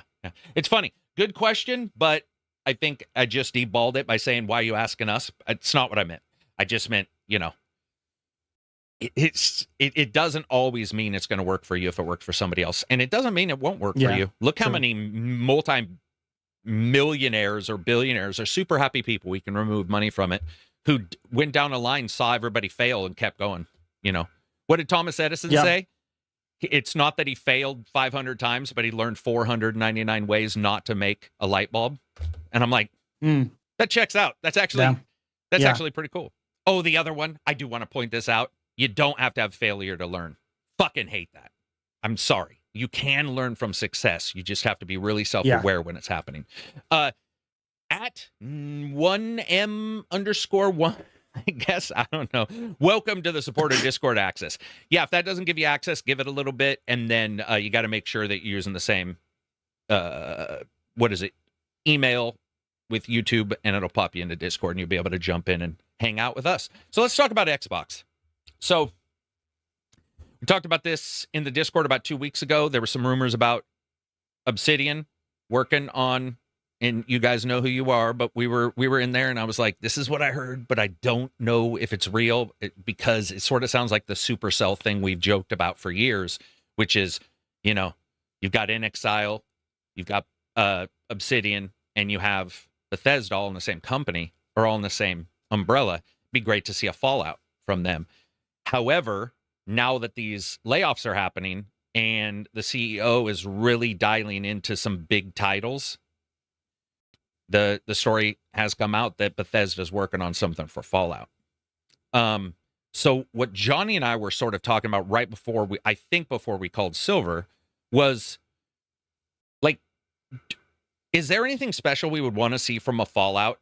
Or do we want to just see a Fallout 3/4? What I mean is better parts of 4, better parts of 3. Oh, sorry. New Vegas. Smash them all together. And just is that what we want to see? Is there anything, if you guys had your druthers and you were there and you were able to say, this is what I want from Fallout 5, is there anything that you would like to see them do? And we can skip the optimization jokes because we all know those. Sure. But is there anything, anything from that? Because it's a big deal that Obsidian's working on something. That is actually a massive, bit of news. But anything there?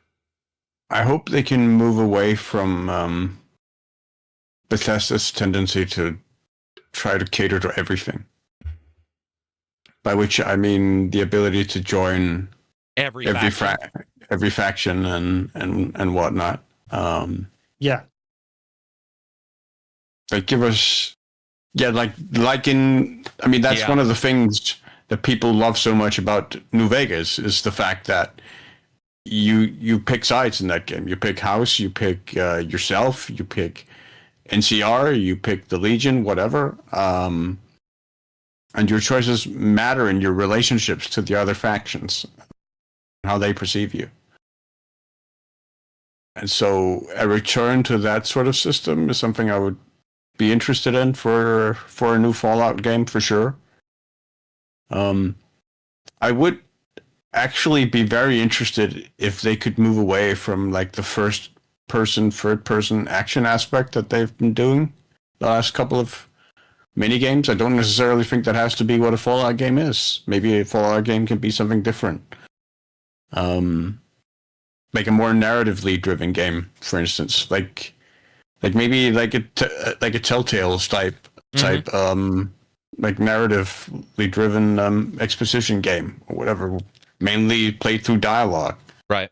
That could be interesting. Telltale. Interesting. Yeah, or like Pentiment. Like was it like a 2D thing or whatever? That could be interesting too for Fallout, for sure.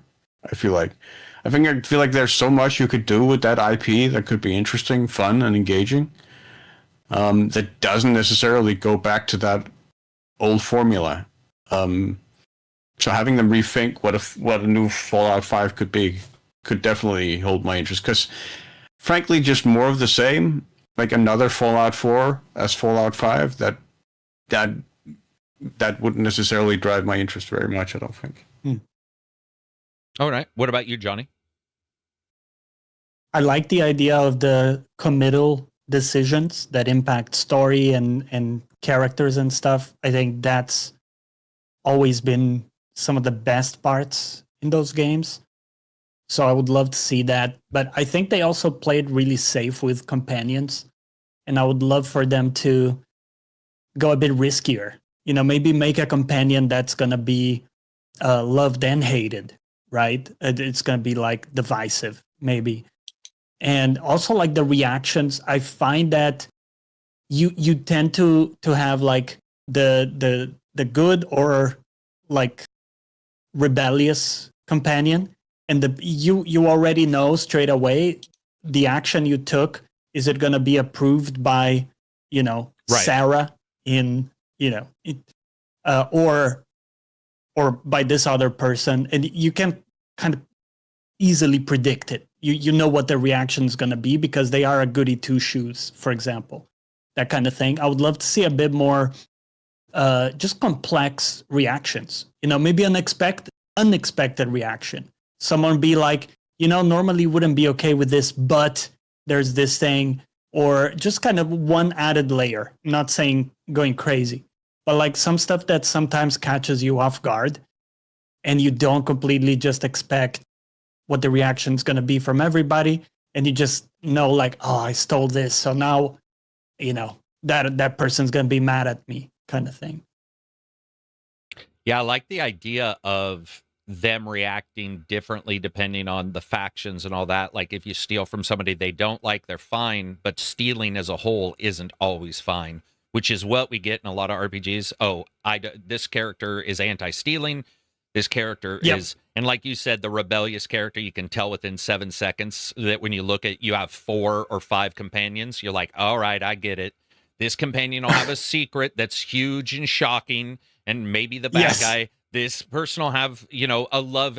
They'll be flirty or, you know, more, you know, some kind of way, more of an attractive style character. This character here is going to be the aggressive, but you sort of have to get him to respect you. There's always the old guy who's like, you know, back in my day. There's the character types or caricatures, and that's fine, by the way. But I agree with you. I like. Imagine if a companion character tried to kill you in your sleep, like Kylo Ren, child killer. So I'm going to be pragmatic here, just because. Well, I agree with those. This was not organic.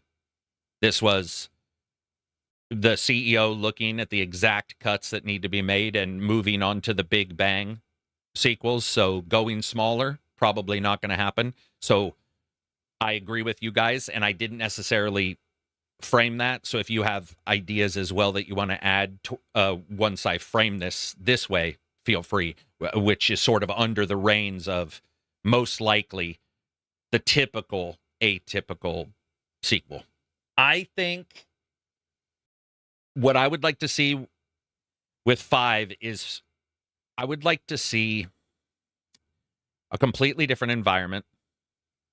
I don't mean it has to look completely different. I just mean I liked what was it? The DLC that I think it was the virtual Alaska. You were in the snow. Wasn't that one of them? Or am I completely spacing it? I believe that was one. I like different terrains. I think that would be fun. That was the DLC for Fallout 3, I think. Was that 3? Okay. And then, you know, you can still have your tropish characters we always see. But I would like to see a broader world too, because weirdly enough, when you really look at Fallout 3 and 4 and New Vegas, they're very small. They are not massive places, and you can cross them pretty quickly. I'm not saying I want them to be huge. I'm just saying as we look at tech, it would be nice to see slightly bigger places with a little bit more spread out areas to where you could do stuff. Weirdly enough, the TV show covered that when they go and fight the rad bear or whatever. There's caves, and they're out there, and there's like Yagwai. Is that what it, yeah, and there's like trees or some trees, and I was like, oh, that's, at least like looks a little different. So I'd love to see that. But this is not an organic choice in the way that like people just got together. This was, and I don't think it probably would have happened prior unless we got this, because now there's money behind it. There's all these reasons why this is happening right now. I also, starting in a vault has to happen, right? I guess. I think. I don't like to start. I would like to start in a pretty much vault and somehow get out quicker. But that would be my one. Is like, can we leave the vault faster? I mean, Star Wars stopped opening with a long time ago, and a galaxy far, far away. So, yeah, could be. So we'll just have to see. I think with Fallout 5, though, the writing, I agree with you guys. I think the writing, the characters, the inability to do everything would be great. I don't know if that fits with the world appeal, fits with our appeal, but I don't know what sells. Probably generic does sell, because some people get very angry. I can't do everything, and we've all seen it. And in fact, it pops up in a lot of games.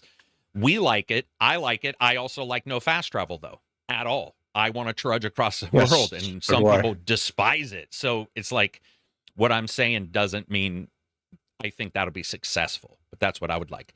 So then we had id got some layoffs, a lot.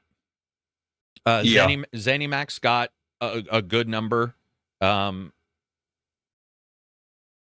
There was one other one. I mean, there was a couple, but there was one other one. But anyway, yeah, so there were some layoffs, and Johnny and I, prior to this, were just talking about, like, what if we see anything, like, special going on with Xbox, or, like, what we see the future is. But I will say this.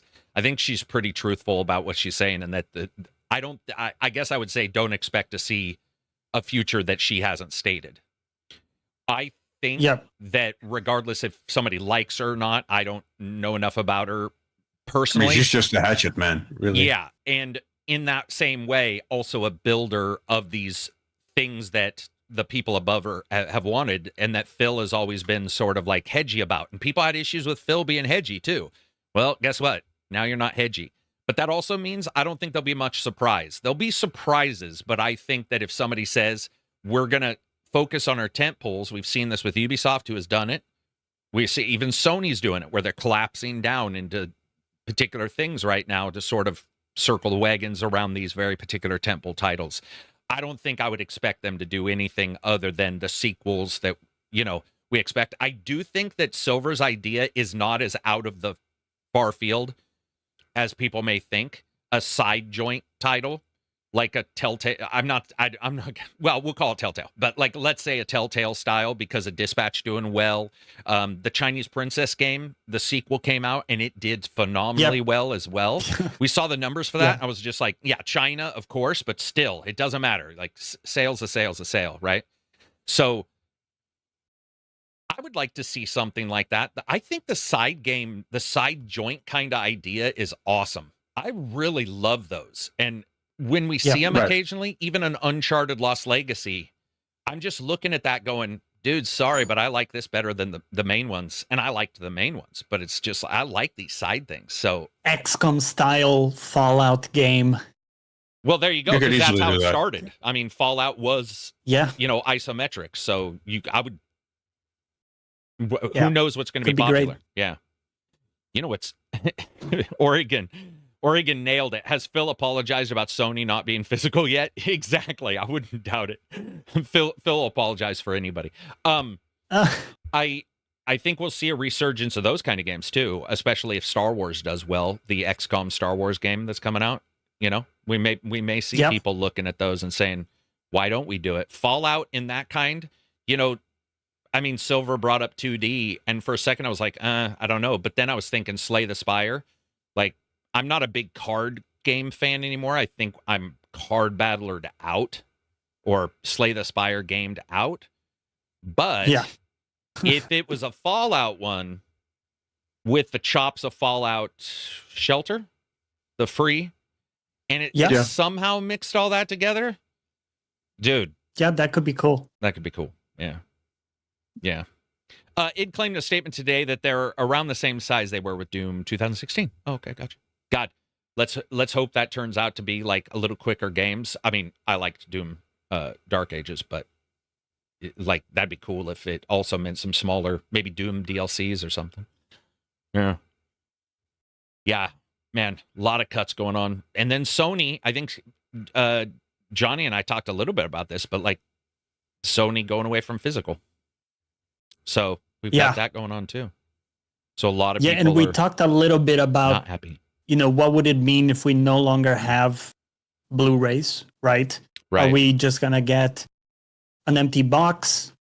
We kind of jokingly said like maybe we get like a cool badge with the code, like something physical still, but it's no longer a disc kind of thing. Because right now, I find it a bit sad, just like the empty box. Because you're right now you're legit buying some of these editions that come with the empty box and a code, and like the box still has the slot for the disc. Yeah, so it looks so. I don't know. There's something there. We need to evolve. Like, okay, if the direction is we're not going to have discs, can we do something cool that people can still kind of collect in that way, and that maybe isn't like a prohibitive, expensive thing that we need to craft, or, maybe something that we have the materials for, that kind of thing. Like, can we create something cool, basically, that people can feel happy? Can you imagine buying a car and being like, yeah, I want the ashtray in there, like the old days, and there's just no ashtray in there? You're just no like, ashtray. Yeah. There's a slot for you to have the ashtray, but we still won't allow you to smoke in here. I don't like the idea of cartridges or of discs arbitrarily, number one, being printed, because I'm still in the old days where people were celebrating digital, and yes, they were, because of the lack of trash and burning discs that at the time people weren't worried or didn't think a future would happen that we're in now, so they were also excited about that. But also the biggest asset, sorry, just to reinforce your point, the biggest asset people were enthused about back then was also the ability not to have to slot the disc in every time. Yeah. And just boot the game up. And I think we're looking at like a situation where I don't really want to see them just print off 20 million of a game that they expect to sell and not sell. I would like that to get out of the way, but I also don't like cases for no reason. I think that's ridiculous. It doesn't even make sense to be like, if there's no discs for the game at all, you're giving me you're already halfway there anyway. What are you doing? Like, there's got to be somebody who's still printing DVDs. Just do the DVD. But if you're sitting here saying we're not, even if it's an executable, and that's the other thing, games are getting bigger and we are starting to see a lot of downloads, but that to me is waste. I'd like to see the premiums have something cool in them, or the game in the disc. Like, just do the game in the disc. If you're going to do a premium, do a smaller amount, but do the game in the disc, and we move forward from there. It does suck because you can't resell them, and game you didn't get a lot of money anyway. But unless you like took the time to resell them, but you also means you can't collect them and have it be worth more. That's not a scalper. I'm not talking about somebody buying 15 of something, but I'm saying occasionally it's nice to go look at an old library of your games and be like, I don't need this anymore. And you look online and somebody's paying $100 for something that you've held on to for 10 years. That's cool. And that all goes away, which that obviously sucks. Although the reselling point only really applies to console games. Yeah. Since you can't really resell PC games. I don't think the PC, I mean, at least for me as a PC owner, I don't even consider the PC in this discussion. PC hasn't been physical. We don't even have stores near me that have a physical version of any game, even if they've done a premium version. Already, for the most part, made that transition already. Yeah. Well, dude, Silver, you weren't here, but I think I brought this up to Johnny. One of the best discussions I did have a couple weeks ago, though, was where somebody was really mad. This was before Sony even said anything. They were really mad about about physical discs going away, and they were like, "That's why I buy from Steam." And I was like, "Hold on a second. Yeah, what? What? There's a fuck? Dissonance there, dude. There's a disturbance in the force. That's left and right hemisphere explosion knocking the center of the fucking brain out. But anyway, that was just one person. Some dissonance I was like, there. what the fuck are you talking about? If you celebrate in Steam, you're celebrating digital. Like, that is the way it is, regardless, you know. And we're all a dichotomy in real life. Like, we all do that with everything. We should all be the perfect weight, and we all go out and overeat. Like, not all of us, but most of us.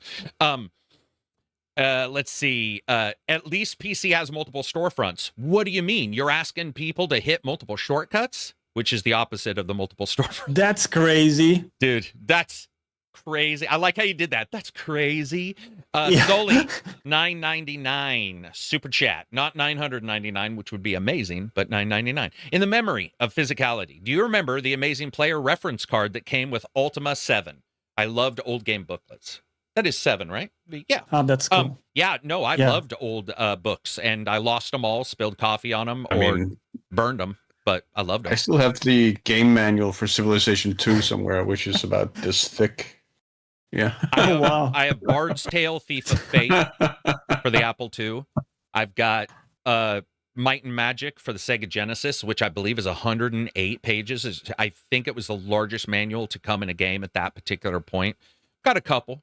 Yeah, I've got a couple of the old manuals. I do think the manuals were a good idea, like a cheap piece of paper even, or a fold out. And that does still sort of bother me that, you know, that they're not in there. Because I also, this is a strange aside, I feel like I get more scratch discs when there wasn't that piece of paper and they're holding it on to the spindle. Like, I'll get a disc from Amazon and I just don't remember that happening as much when there was like, you know, the thing in there holding it onto the spindle. I could be wrong. That could just be, you know, some kind of weird messed up sort of memory of it. But at least with PC, you always have ways to store, quotes, unquote, your digital stuff. Yeah. Yeah, dude. Yeah. Yeah. The highway to piracy is literally out somebody's door, or five seconds of extra time for some of my friends. They'll be like, dude, I would never pirate. Wait, Steam is slow. I'm going to a website to download the torrent. And you're like, dude, fucking what, man? Like, seriously? What were you gonna say? I mean, over. Just I'm honestly stunned that it took this long for consoles to make this transition. I mean, Xbox tried it 8 years ago, more with the Xbox One. Yeah. And it blew up in their face at the time, like in terms of public relations. But yeah, I'm kind of amazed that the transition took this long, because I mean, this is a conversation that's been going on for 15 years that I can remember, for sure. I would like them to do this. Now, admittedly, I'm going to say there's nothing good about what I'm going to say at all. But if we're in a nothing good situation with all digital, then this is at least one way to get it. I would like them to sell an exterior Blu-ray player or Blu-ray drive. I don't like that idea at all, because I know they'll overcharge. It'll be super expensive. It'll barely work. And that's just the way those things are always. But that would give somebody a chance to do it. It would give somebody a chance to play an old game.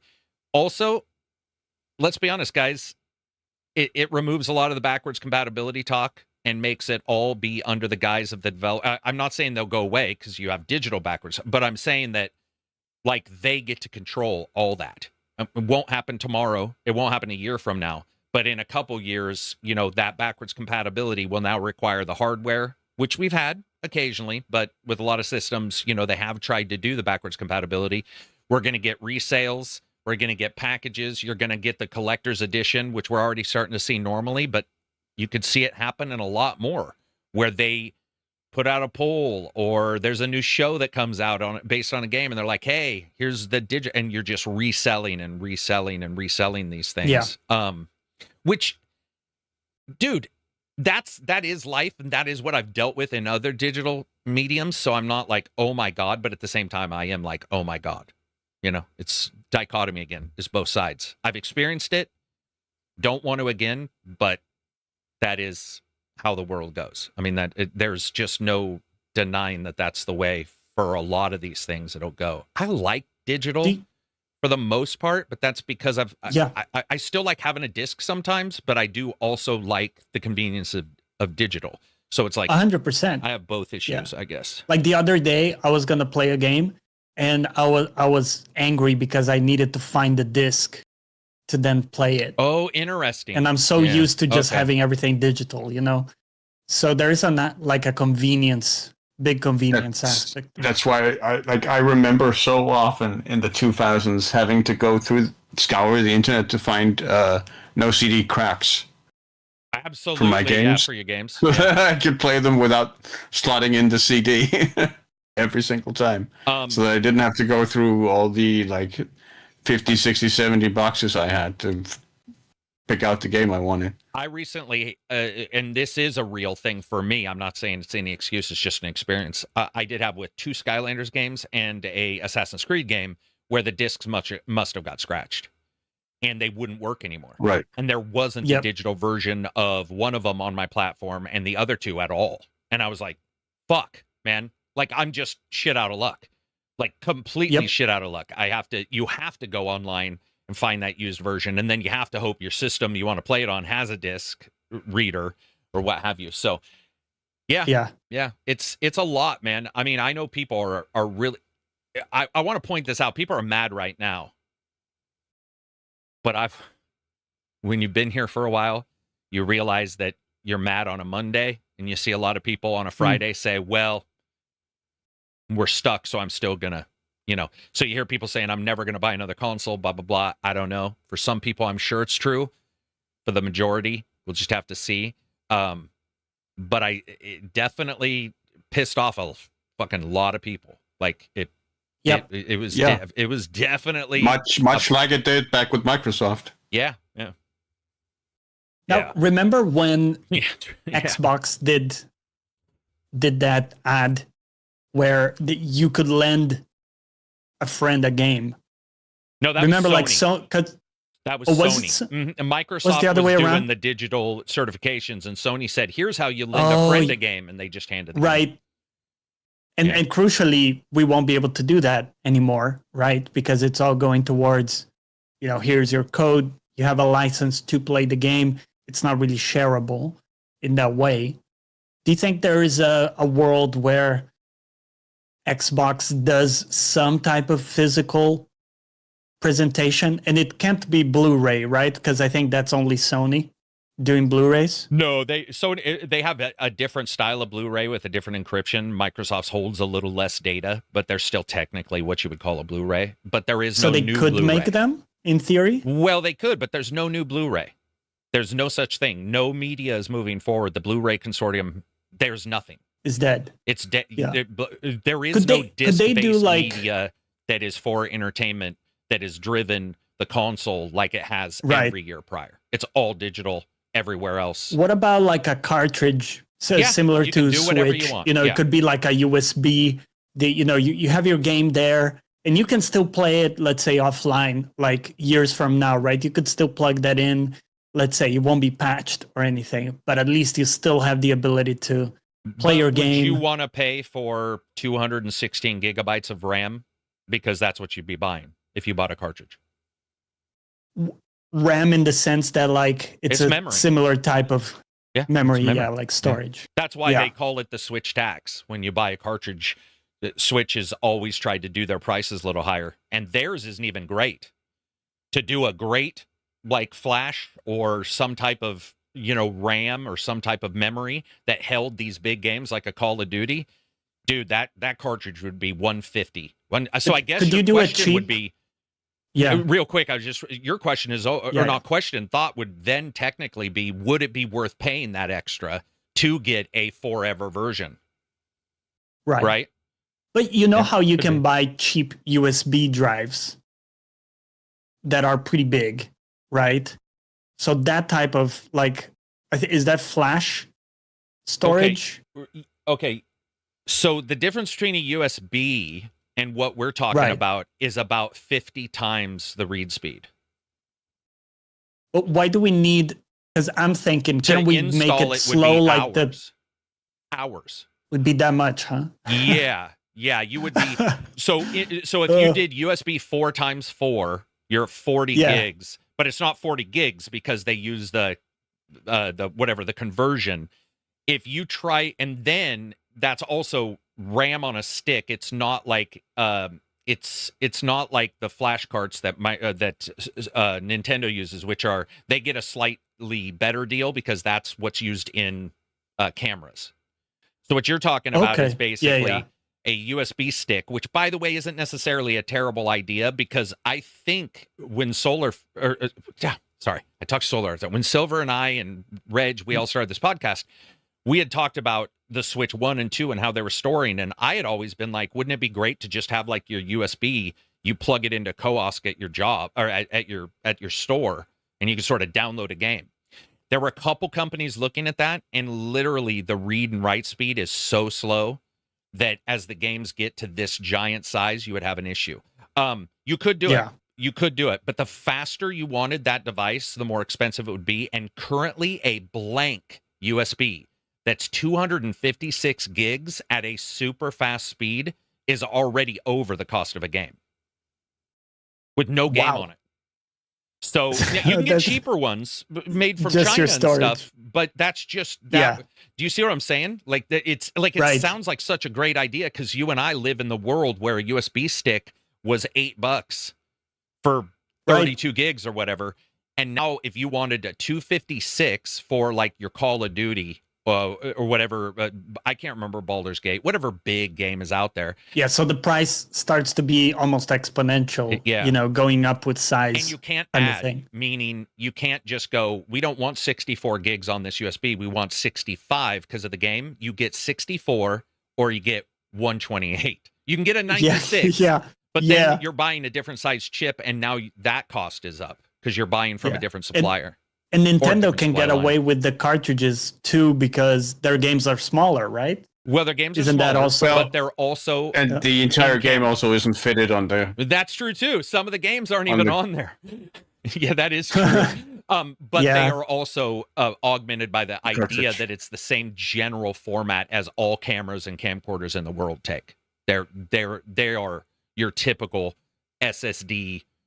What company did figure out a new way to do it, but this was prior to the RAM and all these memories costs going up, and I think they quadrupled the speed, but that is still astronomically slower than your download speed, and it is still slower than a very, very fast CD or DVD, which would, you know what you could do? You could put those into your like console, and if it was fast enough, I guess you could stream from it where it's downloading and streaming at the same. There's some hedginess there. But can you imagine how much that would be? You are talking a $120 game for the basic version. Yeah, no, that's crazy. Yeah. I wonder if it would be good enough to just, like, you still have to download the game, similar to some Switch games.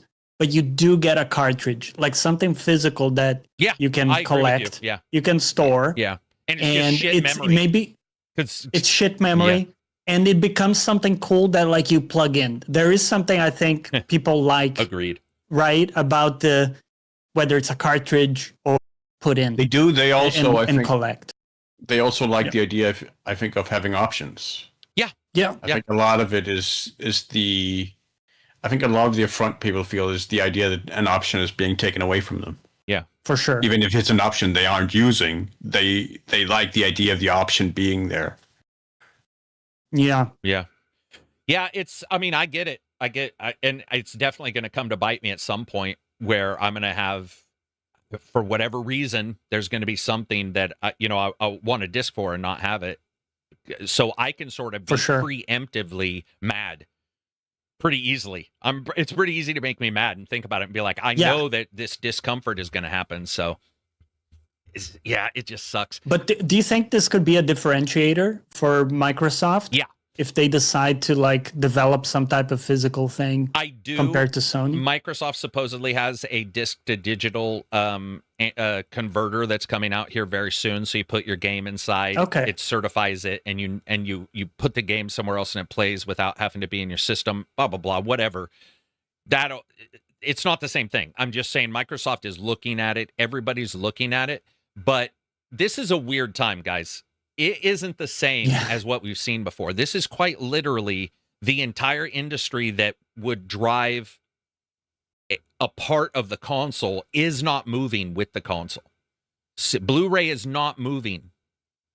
So you are stuck with them having to front the bill for a new type of technology, which the Dreamcast did. They had the GD-ROM, I think is what it was called, which is slightly bigger than normal DVD.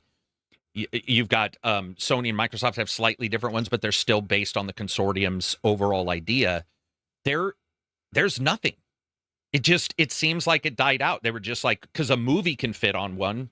Technically we have Dolby Digital Disney or whatever the fuck you call it, and you've got like 60 channels where those can be pretty big on a DVD or a Blu-ray, but there's no one really making this new format. And that's where I think that even Nintendo changed their format a long time ago. Maybe I don't know if they saw this, but they saw whatever negatives with the CD and they decided to go different. And now Sony and Microsoft are looking down the same thing. I mean, Sony only made 11% of their entire profits on physical too. It's dropped within 5 years. It dropped from like 80 to 10%. So it is. Digital just needs to be cheaper. Physical media is actually cheaper than the digital. Yeah, and that drives me nuts because I'm just like, dude, if you're going to do this, then you are already saving.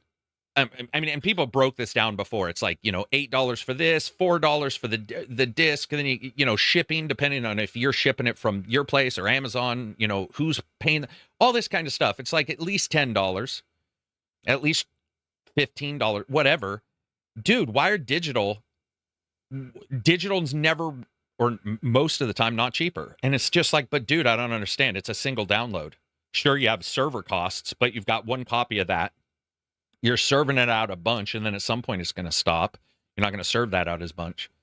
But it's like, instead, it's more expensive. It always pisses me off, where every time whenever we talk about digital, I always at some point come back to the idea that, like, if there was a way to save, wouldn't that be the place to be like, dude, this is where we're going to give you a deal.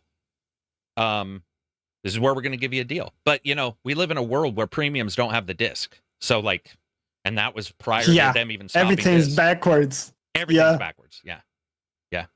Satna says 1,300 GameStop stores closed. Big retail chain shrunk their game sections down to nothing. Stuff just sits on Amazon for years. Yeah, man, I love me some Amazon, though. Doesn't sit around me, man, because 3 o'clock in the morning, I'll buy some shit. They need more people on Amazon with me buying random shit at 3 a.m. Yeah, they really shouldn't allow you to go through with the purchase at that time, because I've impulse bought some shit at 3 a.m. Me too. A ton. Not anymore that much, but yeah, for sure. Yeah.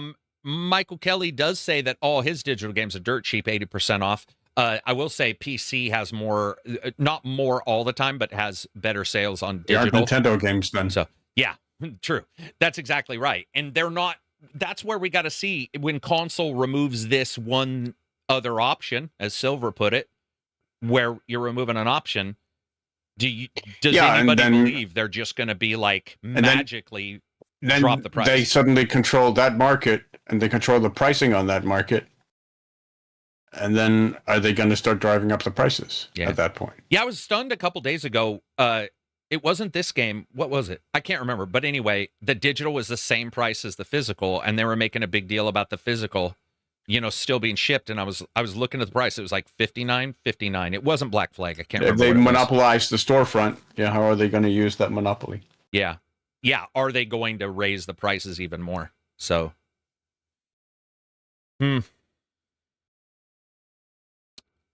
yeah, we live in weird times, man. Everything's backwards. Everything's upside down. Well, not everything. I would say It's not actually ups. We saw a lot of this coming, but it's all many things are driven in a way that has never happened in gaming before.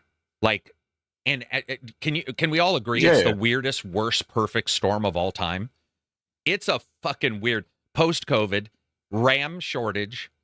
Like you get these weird things. Entire emergence of AI. Emergence of AI. Yeah, using the RAM that you need for the new system that you wanted to sell at probably a much cheaper price. Look at what happened with Valve going, we can't give you guys a better price. Like now, in all honesty. And then corporate consolidation with like Microsoft buying up all the studios and. Oh, speaking of consolidation, so Bungie announced basically that Destiny 2 is just, it's still running but completely done. They're just done with Destiny 2. Are you guys gonna go? And what I mean is it'll still run, be able to go play it, but it's like now that that's there and they're sort of defunct as a company, there's barely anybody there. Are you guys gonna go and play Destiny 2? Are you guys like heritage gamers or nostalgia gamers where you're like, I got to go sit on this server? No, I sort of want to play it again, man. I mean, I am a heritage and nostalgia gamer, but I'm not gonna go play Destiny 2. Yeah, I sort of want to, man. Now when I say, let me be honest. When I say I sort of want to, it's because I'm talking to two guys I like, and we're talking about games. That's it. Yeah. When I turn this off, I could just want to go watch Jenna Hayes videos. I have no fucking clue what's going to happen the moment this turns off. So people will be like, I can't believe Carrick didn't do that. It's like, dude, it's because I was talking to Silver and Johnny like that. And I was excited and remembering times. It doesn't mean I'm going to for sure do it. Yeah, it's a momentary impulse. Yeah. It's I will admit I felt it before I talked to you guys, but I'm feeling it now. But yeah, I'll probably turn it off and then be like, what was I thinking? And then end up playing with the dog. All this talk about this is Cantankerous Goat. Welcome back, sir. I haven't seen Cantankerous in a little while. He's good to see you, brother. By the way, if I haven't and you have been here, then blame it on me. I apologize. All the talk about losing physical media reminds me of the old Monster Rancher game on PS1, where you would put random CDs into the console to make different monsters. I had that game? It was one of the few games on the PS1 that I actually had. Did any of you guys play that game? It would read data off the disc and use it for procedural generation of monsters in the game. Dude, that's the kind of jam that I like. I love the idea of that. I think that's awesome.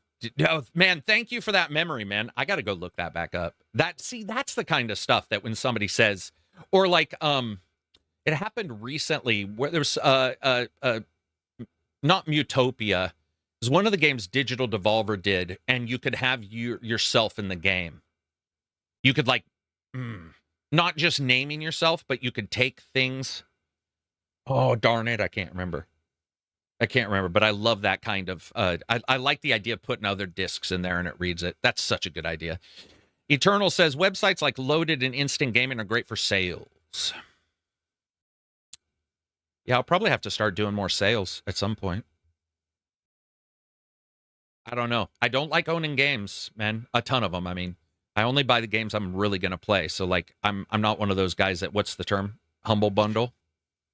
Not really big. I will admit I don't really buy a lot of physical games anymore. Partially because my shelves are so stocked by now over like 30 years of buying games. And not selling them or throwing them away, so they've been stacking up gradually over the years. Yeah, I've sold my books 3 times. I told this to Johnny last week. I think I've sold the same books 3 times because I'll buy a bunch of books, I'll put them on a shelf, I love them, I read them, and then about 2-3 years later, I'm like, well, I can get rid of these. I've read them and reread them, and then I'm on Amazon, and the same books are back. On the shelf. But I love the feeling of cleaning, like getting that stuff off the shelf. But some stuff like your fucking like certain like boxes you have and stuff, I won't. I have a box for a game I didn't even like. I just really like the box, so I was like, I'm buying this. I've got that on a shelf. So yeah, I get you. Man, we live in. Yeah, it is for sure a fucking curse to say may you live in interesting times though. Because I feel like we are right now, and I hate a lot of it. Like, I don't like a great deal of what we see. I like a lot, though. We were just talking about this yesterday. The moment somebody was bitching yesterday, somebody brought up that there was a new game. I can't remember what it was, but I was like, oh, fuck, there's so many cool new games coming out. So it's like yeah, there is. It's constantly, like this, just up and down. Norbj says, normally, I really don't care. Buying online, getting the game in your mailbox, no fun. Talk with the store seller, no manual, no good art. That's okay. That is true. That is true. Sometimes going to the store is not as fun as it may seem. But I do like getting the physical. Getting physical. What else do we have for news? Sony, you had some stuff. Yeah, I'm looking here. I got you posted. Some data, financial data. The financial data. Let me see if I can bring it up without fucking up the entire stream. Give me 1 second. We're still showing up. Yeah. Let me go back here and look in the old podcast thread. If you guys are on Discord, go into the podcast thread. You can jump in there. You can ask us questions.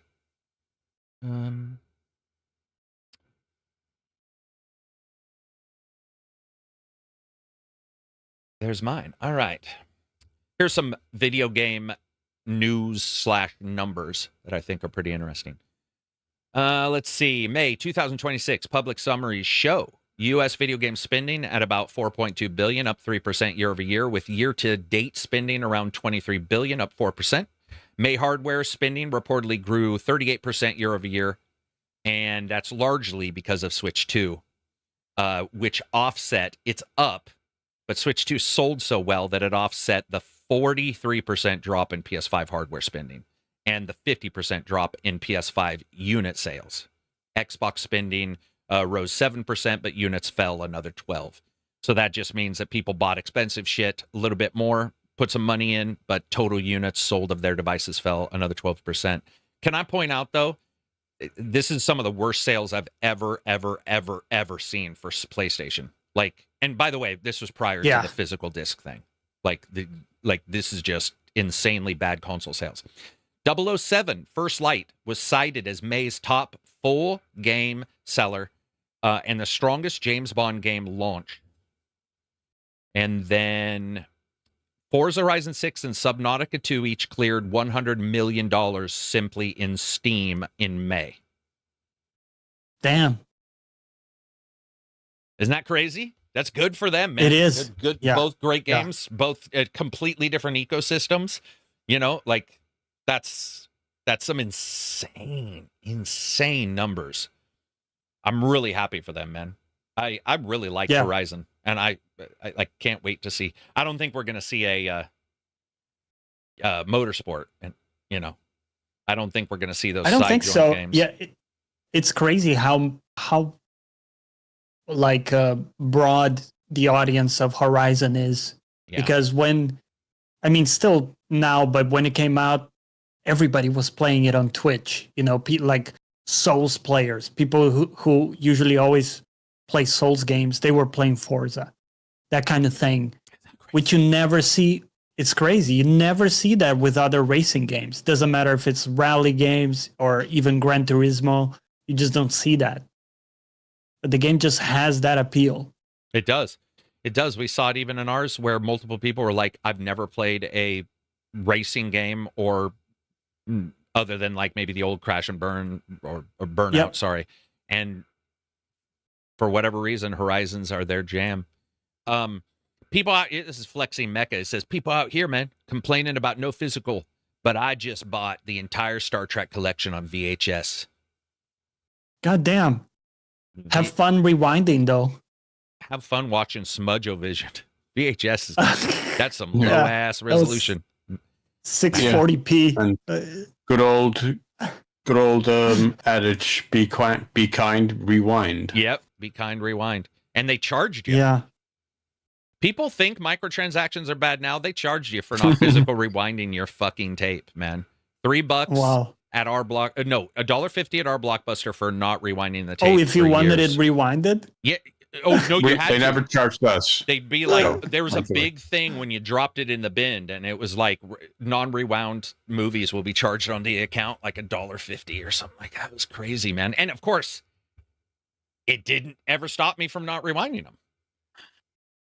So I just always assumed that the rental was now $4.50 instead of $3. It sounds weird, but yeah, that's that was just your baseline. And by the way, talk about lazy. Talk about lazy. Like, just push the rewind button, you stupid idiot. But I would be like, maybe I will, but I never did. I just took it out and watched another one. I mean, usually the last one that I watched would be rewound because that was the last one. But if I rented like 3 movies, the first 2, unless they're porn and then, they're just right in the center. I'm just joking. I never rented porn. That'd be weird. It used to be a thing, the idea of like the adult section. I did, in my teenage years, I did rent a little bit, like at a VHS store, sure. Like where you're no, like, it wasn't VHS. I think at that point DVD. It was already DVDs. But you're like, when I was a teen, the owner, like one in the pink, one in the stink, number 9. No, it was a machine. We had like an ATM. Okay. No, that's not the same thing, dude. That's not the same thing. Yeah. No, if you have to go through the person and you're sliding over the desk like 2 brunettes and a jam. And here's the problem. I did when I worked as a clerk in a video store. But you were able to get them by renting through yourself, right? You didn't have Yeah, I'm talking about, let me explain to you why there's a bunch of problems with renting. My dad used to, because I remember my mom would be like, don't look in the bag. And then she would like take our movie out, which was like Legend. And his movie was called like Black Legend or something, something real questionable. But anyway, here's the problem with renting. No matter who you're handing the movie to, it's bad. Let me give you an example. She's hot. You feel weird giving the hot chick the VHS tape. An overweight 50-year-old winks at you knowingly because he's also seen it.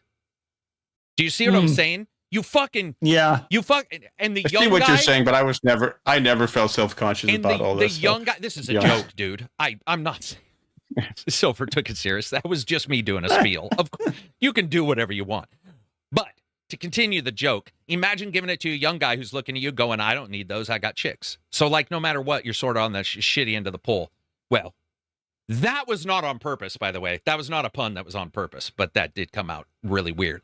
I wouldn't, I don't think I would rent. I think I would do. Yeah. I think the ATM was great for that. Yeah. ATM was like a no shame. Did it, did you ever notice that like the entry slot got gummed up and shit? Like, I'm just saying, like you passing 60, 70 of those an hour through that, and like the idea. No, but I did always treat the discs with a great deal of, caution. Just maybe gloves on. The same gloves that you wore when you were. No. Oh my. Okay. Let's move on. God damn it. Okay. Man. Oh, and doing it with gloves seems very impersonal, doesn't it? Dude, hey, some people sleep on their own hands, so it feels like somebody else is masturbating them. The world is a weird place, and I embrace all kinds. Internet porn existed when I was a teenager. I mean, yeah, it was pictures loading over 5 minutes. Yeah, and it was also memes and traps back then. I still remember going over to my friend's house, the first thing I had ever seen downloaded, and they were giggling to themselves. They're like, dude, there's porn on this internet thing. It was the very first computer I'd ever seen download anything, and it was a Goatsy, which, if you don't know what that is, don't look it up at work. But it was like, I got trapped, like right there in front of like 15 people watching that thing download scan line by scan line. And you're like, this looks hedgy. And then you see it, and you're like, oh. I always wished you could reverse it so it starts loading from the bottom up. So do I. I don't know what that is. Because it's always like, okay, we got the face. Yep. Right. I wish porn was some of the first stuff I came across on the internet. And not what. I don't know what that means. I don't even know how to take some that. 4chan. Would you see like people dying? No. Yeah. Yeah, I saw that when I was younger too. I mean, because internet Wild West, but it was real Wild West. I saw like this would have been late 90s, and I saw some very unfortunate videos from out of Chechnya. It's exactly. And I don't know how to came across. I saw one that scarred me for life. Russia's war there, which was very ugly. Yeah. There was a guy who they put him on a axe cutting thing, and they killed him. And I remember You know, it was just one of those things. The internet Wow. was Wild West, man. It was, and it's Wild West now, but it was so Wild West because at the time, there wasn't really a deep web or like locks, right? It was just like there in a folder, FTP or whatever, and somebody'd tell you about it, or you'd find it on some forum somewhere, and you'd be like, oh, I'm going to go there. And you'd see a lot of fun stuff too. You'd see amazing, like the first time I saw real like video of other places, it wasn't on a TV, and I saw it on, that was great, like internet tourism almost, where I was just like, wow, this is fucking awesome. And then you see something like that, and you're like, fuck, man. Yeah. Two girls, one cup. But here's the problem. How much psychological damage does it do if you sandwich 2 girls, 1 cup between the fucking Stonehenge picture and the picture of the Grand Canyon? Like, does that do you see what I'm saying? Like, almost like if you pet a dog and then you spanked it and petted it, the dog would be like, what the fuck's going on? It creates some associations. That's probably why the way I am. It's probably, I am now removing all responsibility for all actions. All blame and responsibility. All blame and responsibility are gone for my actions because I saw that on the internet. Classic internet trauma. Yeah, it's true. It's true, Indio. Hope you're doing well, by the way. Still see your videos, by the way, a bunch on my YouTube shorts, which is cool. Great abbreviated reviews. Yeah, they're very good. Damn. Did I swallow some of that? Don't die on us, bro. Dude, I'm never going to die. Ever. I told my wife that yesterday. I was like, I think my dad... Was she happy or... Well, my wife, because she can die. Yeah. And she doesn't have to deal with me. Right? So she's just dead. Yeah. But we were laughing going, my dad's broke his back, his hip, his neck at 78. And he's still okay, walking right? around and doing shit. Yeah. And I'm like, I'm going to be that guy who's got every body part broken and shit, but I can't. Like, I do want to die, is what I'm saying. You're like fucking Steven Seagal doing your, Oh, no. Hard to Kill. Trust me. Oh, that. Number okay, 75. the good times of Steven Seagal. I get you.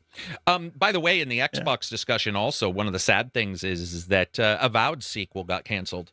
They were doing some work on that. They had already stated there was a plan. Yes. I liked it enough. I liked the combat enough. Yeah. I think that would have been very enjoyable to play a sequel. Yeah. I very much agree. That would have been cool. Outer Worlds as well, but I know Outer Worlds didn't do well enough for them to even entertain that. Yeah. I think it kind of lost the steam behind it a little bit. Man, I love that game. The second one, did you like it as much as the first one?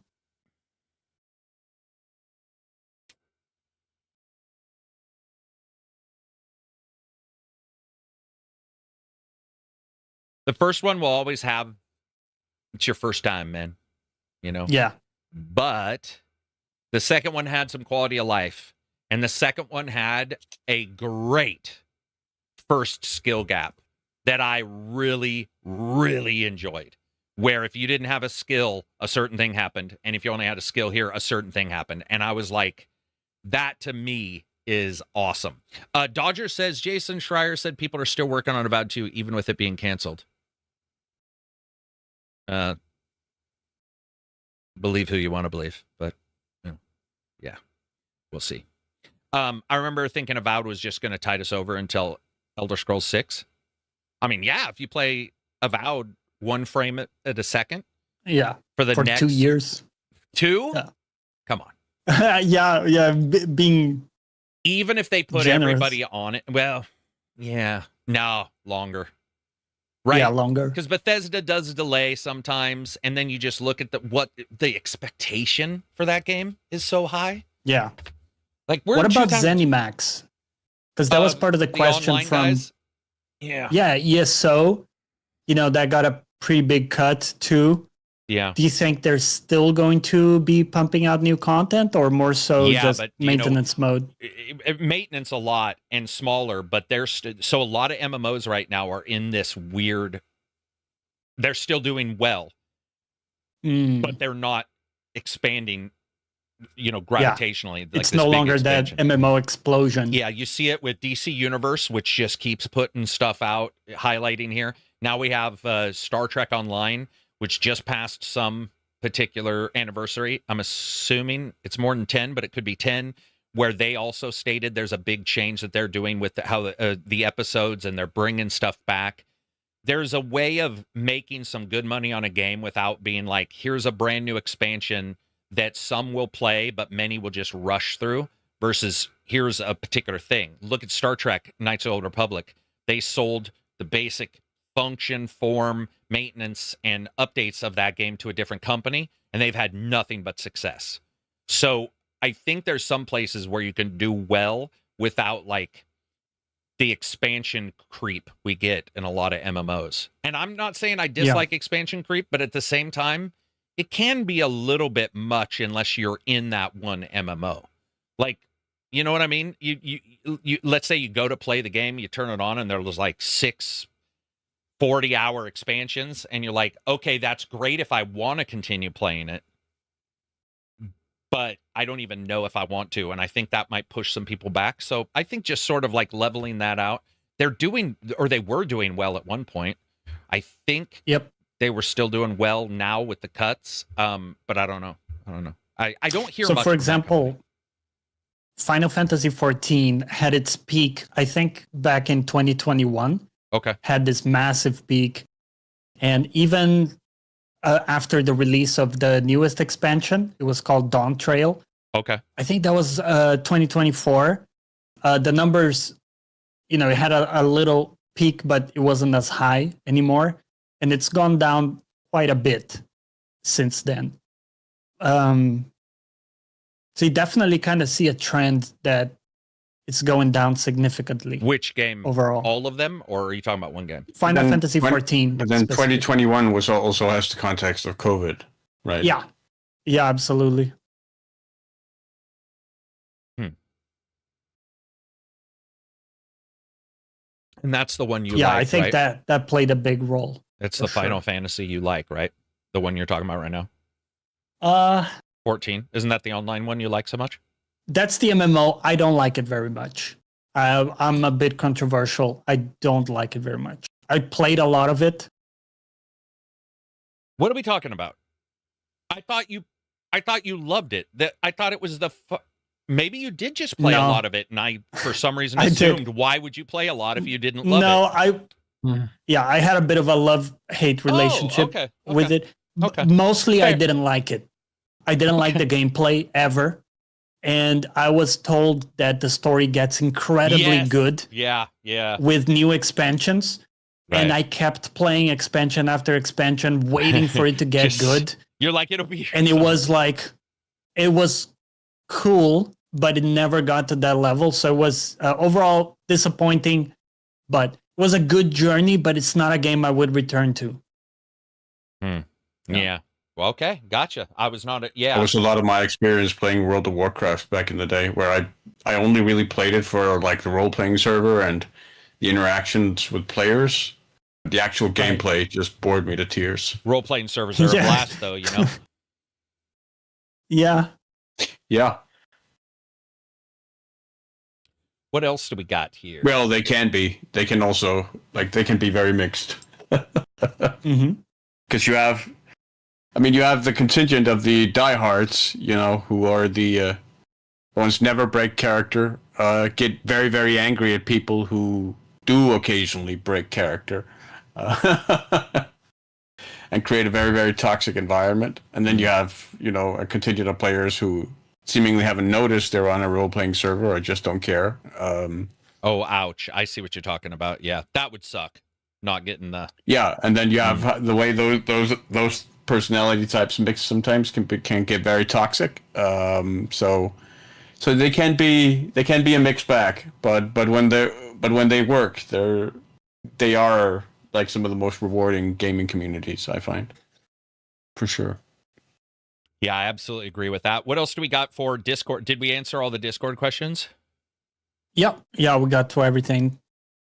I want to mention a show to you guys that I suggest everybody see, and one of the best composers of all time just retweeted me talking about this. Gareth Coker, who's been on the podcast before, did Ori and the Blind Forest, did some Halo Darksiders.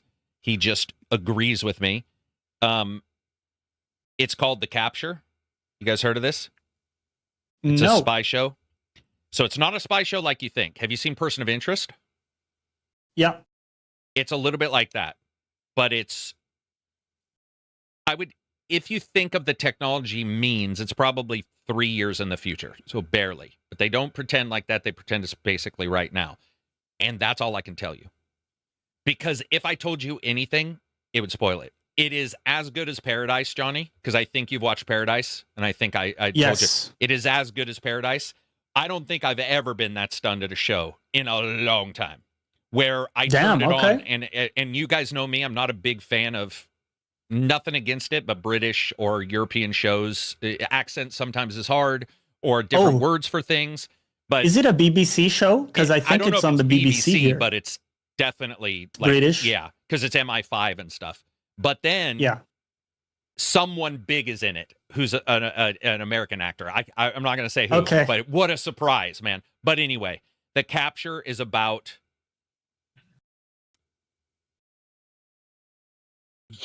humans, politics, government, government, spies, and AI.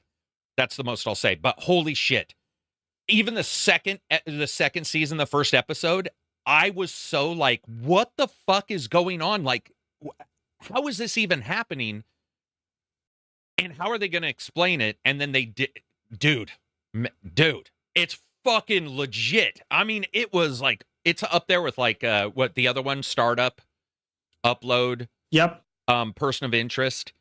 It is just goddamn phenomenal. And by the way, I want to thank, it was either I think it was my AI agent who suggested this one, but it also suggested another one. Rabbit Hole, which is the Keith Sutherland one, was suggested by somebody in here in the Discord. So thanks to whoever that was. I had seen it a couple years ago and forgot to thank them when I saw that, because I love that one too. But anyway, The Capture, goddamn phenomenal show, man. Noted. Dude, fucking, what sucks is you can't even talk about them. Like, some of these shows, like Lost even, I was like, I can talk about Lost. I literally can't mention anything, because if I mention anything, it corresponds to all this other stuff. It's all tied up. Same with Paradise. Very difficult to explain to someone. Try to explain to somebody that season 2 goes off the rails, and you can't even do it. You can just say, what did I say to somebody? They were like, season 1 was amazing. I said, season 2 goes all, I don't even remember what I said, but it was like, that was all I could say, because any other mention would have been to spoil the entire idea of it. Because you can't even talk about who and what or where something is happening in that show. Because if you do, you're going to spoil it right away. If you say blankety blank, they'll be like, what? That happens? Yeah, it's pretty cool. You guys been watching anything? The Bear and House of the Dragon. What do you think? So House of the Dragon, I sort of like generally know like why people like it. What about The Bear? Do you like it, and why? Or do you not, and you're just trying to see? Yeah, I like The Bear a lot. I gravitate very heavily towards like character-driven dramas, and The Bear definitely qualifies as that. I think the show does an amazing job of like generating anxiety and stress. Yeah. Sure. Yes. My cortisol spikes. Yeah, it's a real pressure cooker show. The way they rack up tension is really, really solid, especially given like the short, how short the episodes are. They're paced incredibly well for the most part. Character or actor performance is really, really solid. I think the script is mostly really solid, with only some minor niggles here and there where they kind of miss a little bit, but overall the arcs really work for me. The character drama really works for me, and the performances really work for me. I find the show to be pretty emotional and affecting, and pretty effective in what it sets out to do. So for sure, I'm enjoying it. That thing's on fucking year 5, right? I think now. Yeah, 15. And I think it's the final season. I watched that when it first, I could not get into it. But I didn't watch a ton. I watched 3 or 4 episodes, so I will return to it. But I love the actor from Shameless. I was like, I'll watch him in pretty much anything.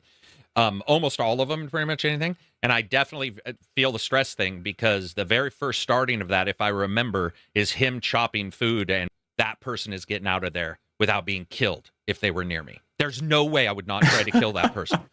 And he just keeps doing it. You find out why he's able to withstand some stuff. But at first, you're just sitting there going, why is he not slashed him in the neck with this? Like, what is this? Like, what's happening? Why is this not guy out on the floor bleeding? Which is good. It was good. But it was definitely, I get why Johnny said his cortisol raised because mine was high. Yeah, I stopped watching it after season 2, I think, because although I do love the acting, the actors, they're great.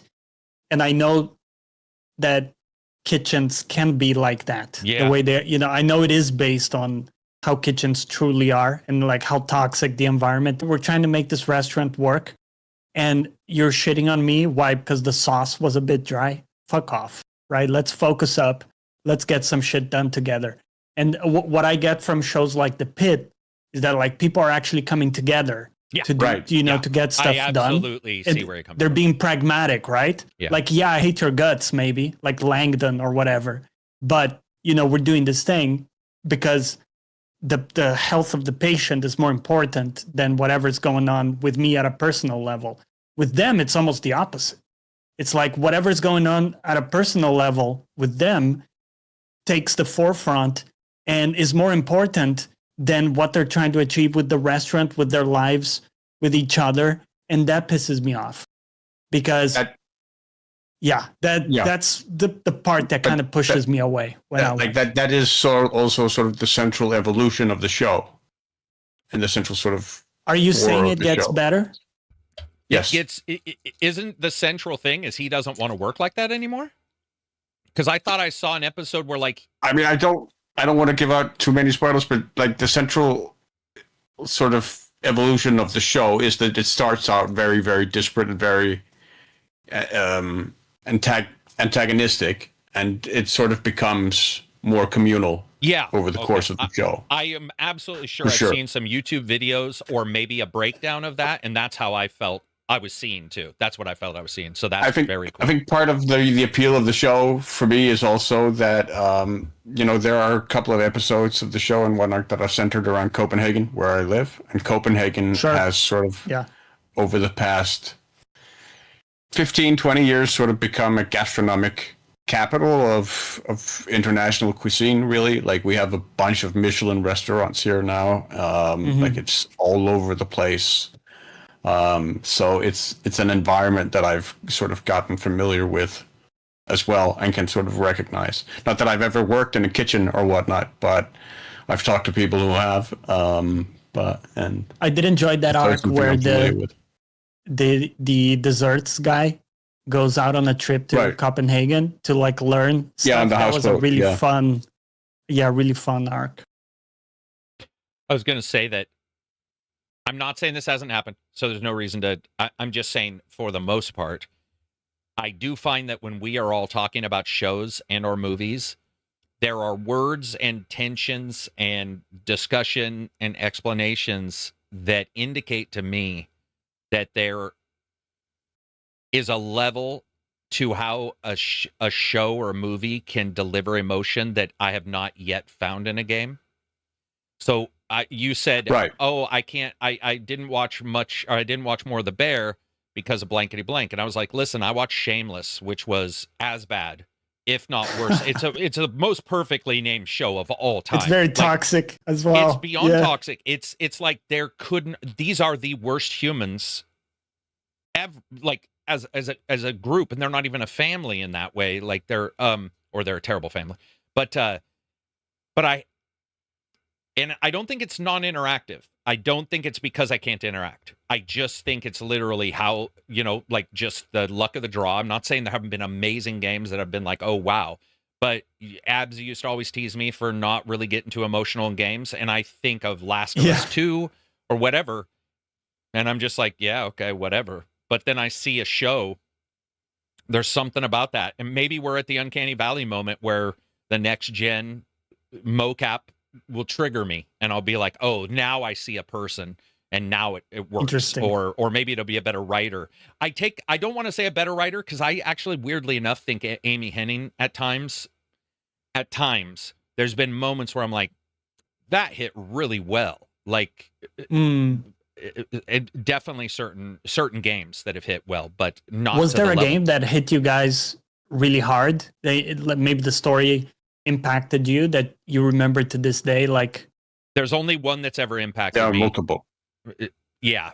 I think it's multiple for everybody. I mean, most people. But like for me, it's only been one, and it's The Longest Journey. Dreamfall was the only game in history where I think it was just paced right.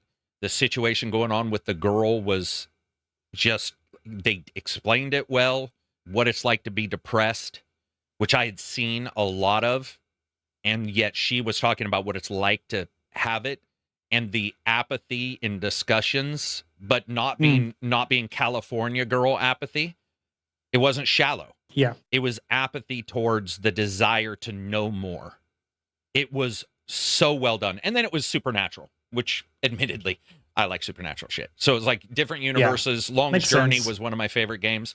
And the ending is one of the craziest endings. And when it happened, I remember going like, oh, fuck.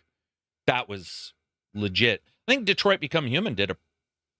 There was parts in... that was a touching story. The blonde got blown the fuck away. The blonde in Detroit Become Human, I got her killed. And I think it was Dakota. Her name? Dakota? No, Dakota? No? Or North. No, North. Okay. Maybe I'm tripping. You might be, but I also just don't remember the name of her. Yeah. But I liked her. I remember I did everything I could to. Yeah. What for you guys? I'm gonna check something. I hear something happening outside my house that sounds really questionable. So you guys continue on. What's the most like emotional game? Okay, Silver. What do you got?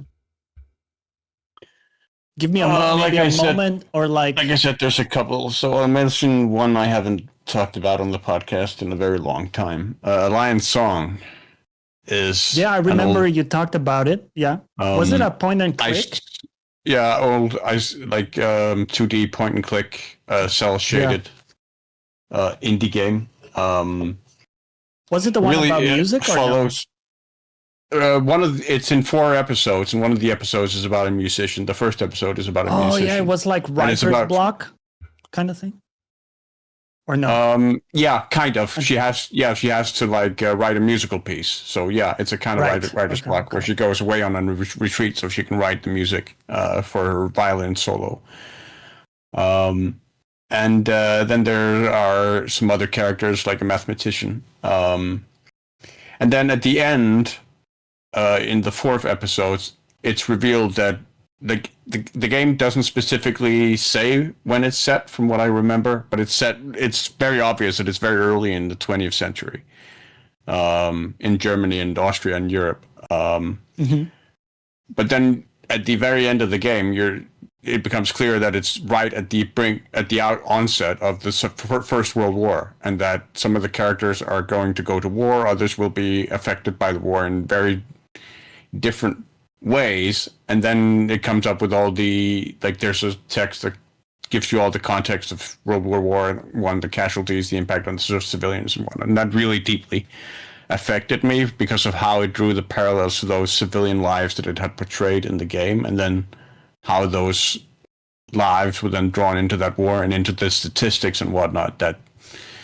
the credit screen then came on and delivered. I thought that was very effective. But I've also been affected by like big budget games, like in particular like the ending to Metal Gear Solid 3 from Kojima, when Big Boss is standing over the grave of the boss, right? That's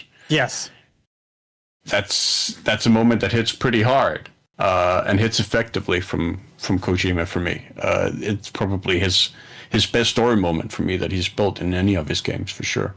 Get the fuck out. Yeah, some I can't really talk about because would actually be a spoiler if I said, but it involves like an animal in the game sacrificing itself for you, a game that I was thinking about. That type of stuff always speaks to me, like the noble sacrifice, of a loyal companion kind of thing. So Necro dying in Shadow of the Colossus. Okay, that's what I was trying to not spoil. But you guessed exactly what I was thinking. Oh my god! Do you know that's what I thought it was too? And there's only one reason why. Because I quickly like looked for dogs because I thought it would be a dog. Right. I was like, I know I would have talked to Johnny if it had been a dog. Yeah. And so yeah, I we would immediately curbed dogs, and then a horse came into my mind, like as a animal horse that is would be next with you, and I was like, oh, I bet she's talking about that one. Aguro or something. That moved me. I can see that. But Final Fantasy X, the story really touched me as well. There was a really cool love story there that was beyond the usual Final Fantasy, cookie cutter, in my opinion. And there was a really cool theme in the end when you understand what's going on, what is the price, that he's paying at the end, and like how things are resolved, keeping it very vague. But that whole resolution really stuck with me because of also the journey. We always say like, oh, it's the journey, right? But when the destination also kind of hits back with everything you've been through and resolves in a really kind of bittersweet way that sticks with you, it was just a really beautifully done story. I think in Expedition 33, when everybody dies, that was hard. I mean, also, that game was tough at times. Yeah. And another one I remember, a very old one, I think would probably have been one of my first, was Chrono Trigger. And the main character in that game dies. Like your avatar, Chrono, dies, is killed, sacrificing himself fighting against the big bad guy, Lavos, the big evil sort of end times entity. And then the game shifts, and you suddenly play as Marl, and you have to try and figure out a way to bring Chrono back and resurrect him.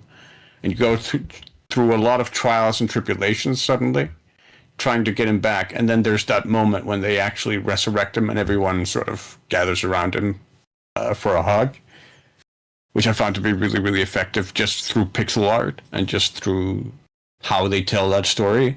I found genuinely moving back in the day, and still do on occasion when I replay it.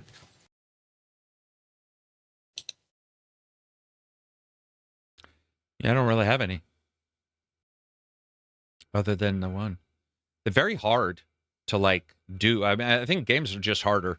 I think the interactivity can be really easily cause you to be mad if a character dies, where in a show you're like, this guy just made the wrong decisions and shit went wrong, and people, if their character dies at the end, unless it really is done just spot on, you can feel very robbed.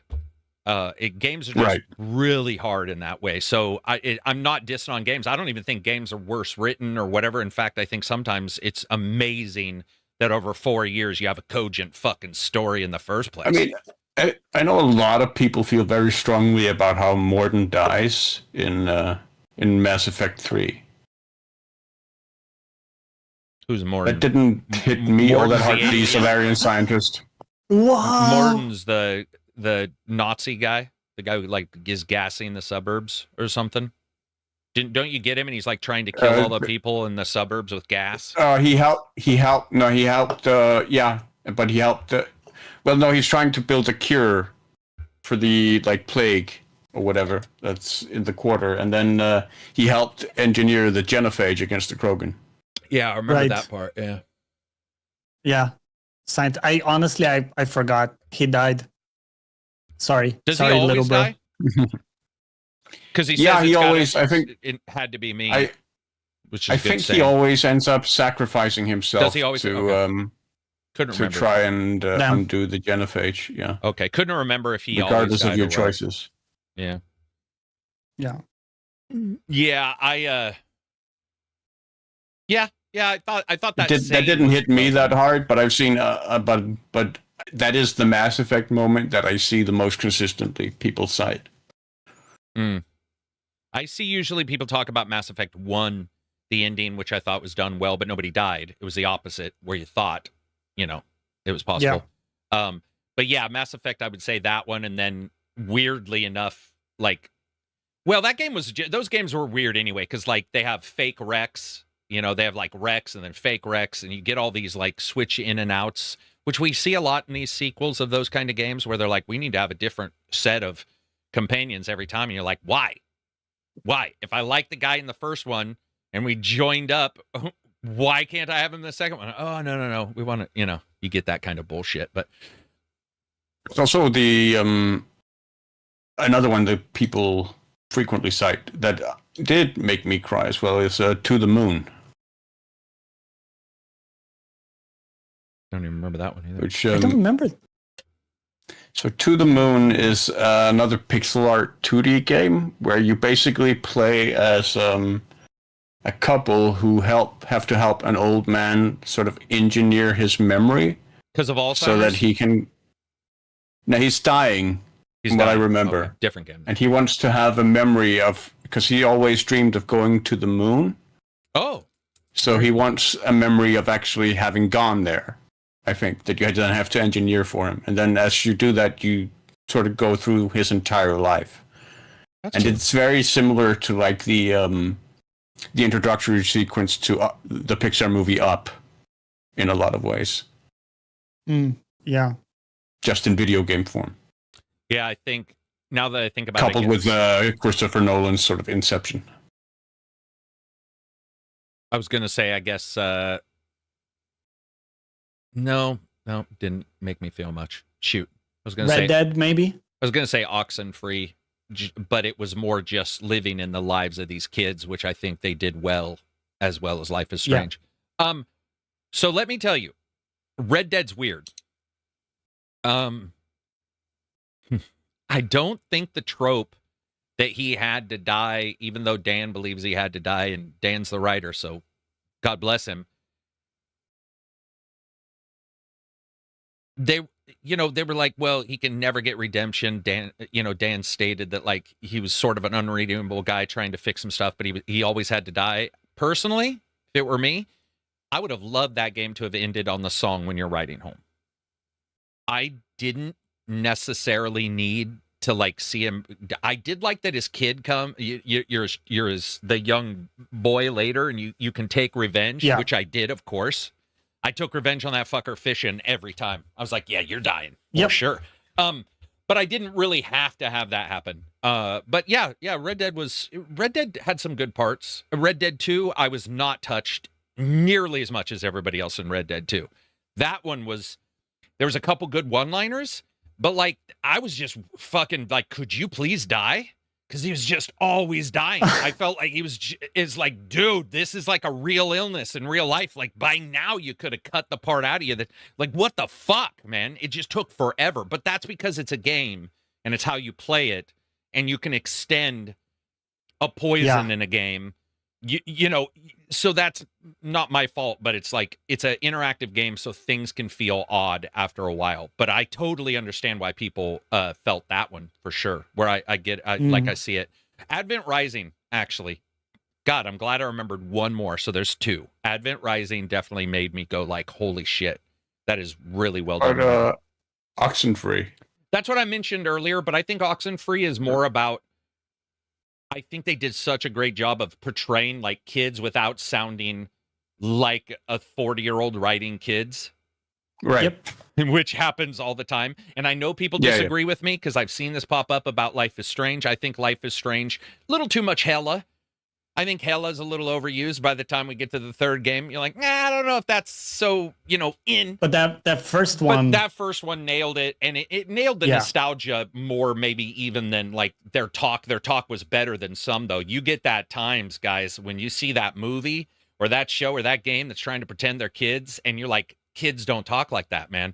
I mean, yeah, in maybe, Saskatchewan or something. I don't know. Maybe some particular small area, but most of the time the kids don't talk the way like people absolutely. write them, you know. So that bothers me, or it doesn't bother me. It pulls me out of it. But yeah, I'm hoping, man. I mean, more actors are becoming involved in games, like Matthew McConaughey's doing his stuff. I think that helps because that's more money, and I think money's a problem. Investment is down. It's pretty much at the lowest it's been since really consoles started for outside investors investing in small companies. So any movie stars that come in, I think they lend, I'm not even talking about the acting right now, but they lend a focus and an eye to where other actors go, you know, games aren't bad. You got Charlie Cox in Expedition 33. You've got Matthew McConaughey, and obviously you have Keanu Reeves. But you have a lot of smaller actors who've done, I mean, shit, back in the day, Mickey Rourke did True Crime 2. So, like, we've definitely had actors in them. What is it? Vice City? San Andreas, both of those had a lot. So I just think that helps. I mean, even the first GTA 3 had Michael Madsen, Joe Pantoliano, Kyle MacLachlan. Did it? I didn't know that. Yeah. That's a little before my time. Never really got to do. I think my first was Vice. I think maybe my first was San Andreas. No, it was San Andreas for me. Yeah, it was. I had to go back and play 3. Right. Yeah. So yeah, and Mafia's got some feels in it actually, but not in the like. Yeah, Mafia hit me. Mafia's good. Quite a bit with this ending back in the day, for sure. Yeah. When they do the rap song at the end, where the gangsters go where they die. When they die, they don't go to heaven where the angels fly. Yeah, I thought they nailed a little bit of that. It's gangrel fucking rhyming at its best, but it does make sense and it does work. I do like it too. Like I remember like the first time really hearing stuff like that and being like, man, it works, man. You know, some Dead Poet Society may be like, that's terrible. It's like, fuck off. It works. Who knows? Maybe GTA 6 is going to be the next big story that's going to hit us. You know, maybe a beautiful tragedy. It was the Lords of Brooklyn who did that song. You know how hard it's going to be for GTA 6 to like get it all, especially without Dan being there. But if maybe, you know, his style of writing's rubbed off, but now you got the other writer they're blossoming, they're doing their own thing, and we get this different feel. It could be great. It would be great if they're not chronically depressed, maybe. Well, here's the thing. I'm going to tell you right now, I personally feel like this is the biggest narrative chance they've took, even above like a Bully, which, you know, as kids, a little difficult.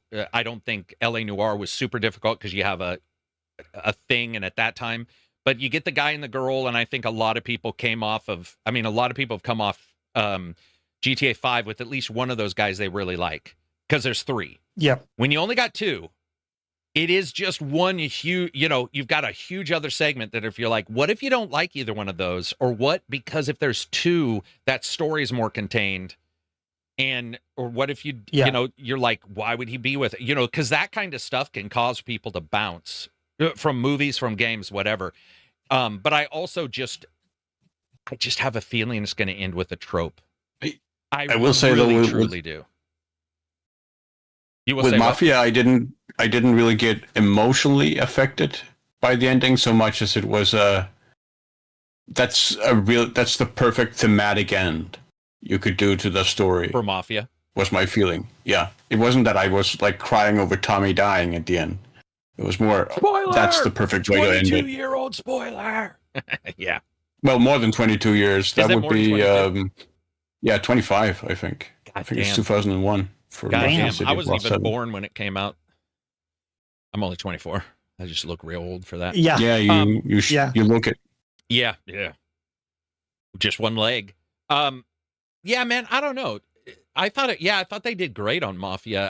I'm surprised I hadn't thought about that one earlier, but it's like when you look at that series, I thought they did a great job. It's hard, man.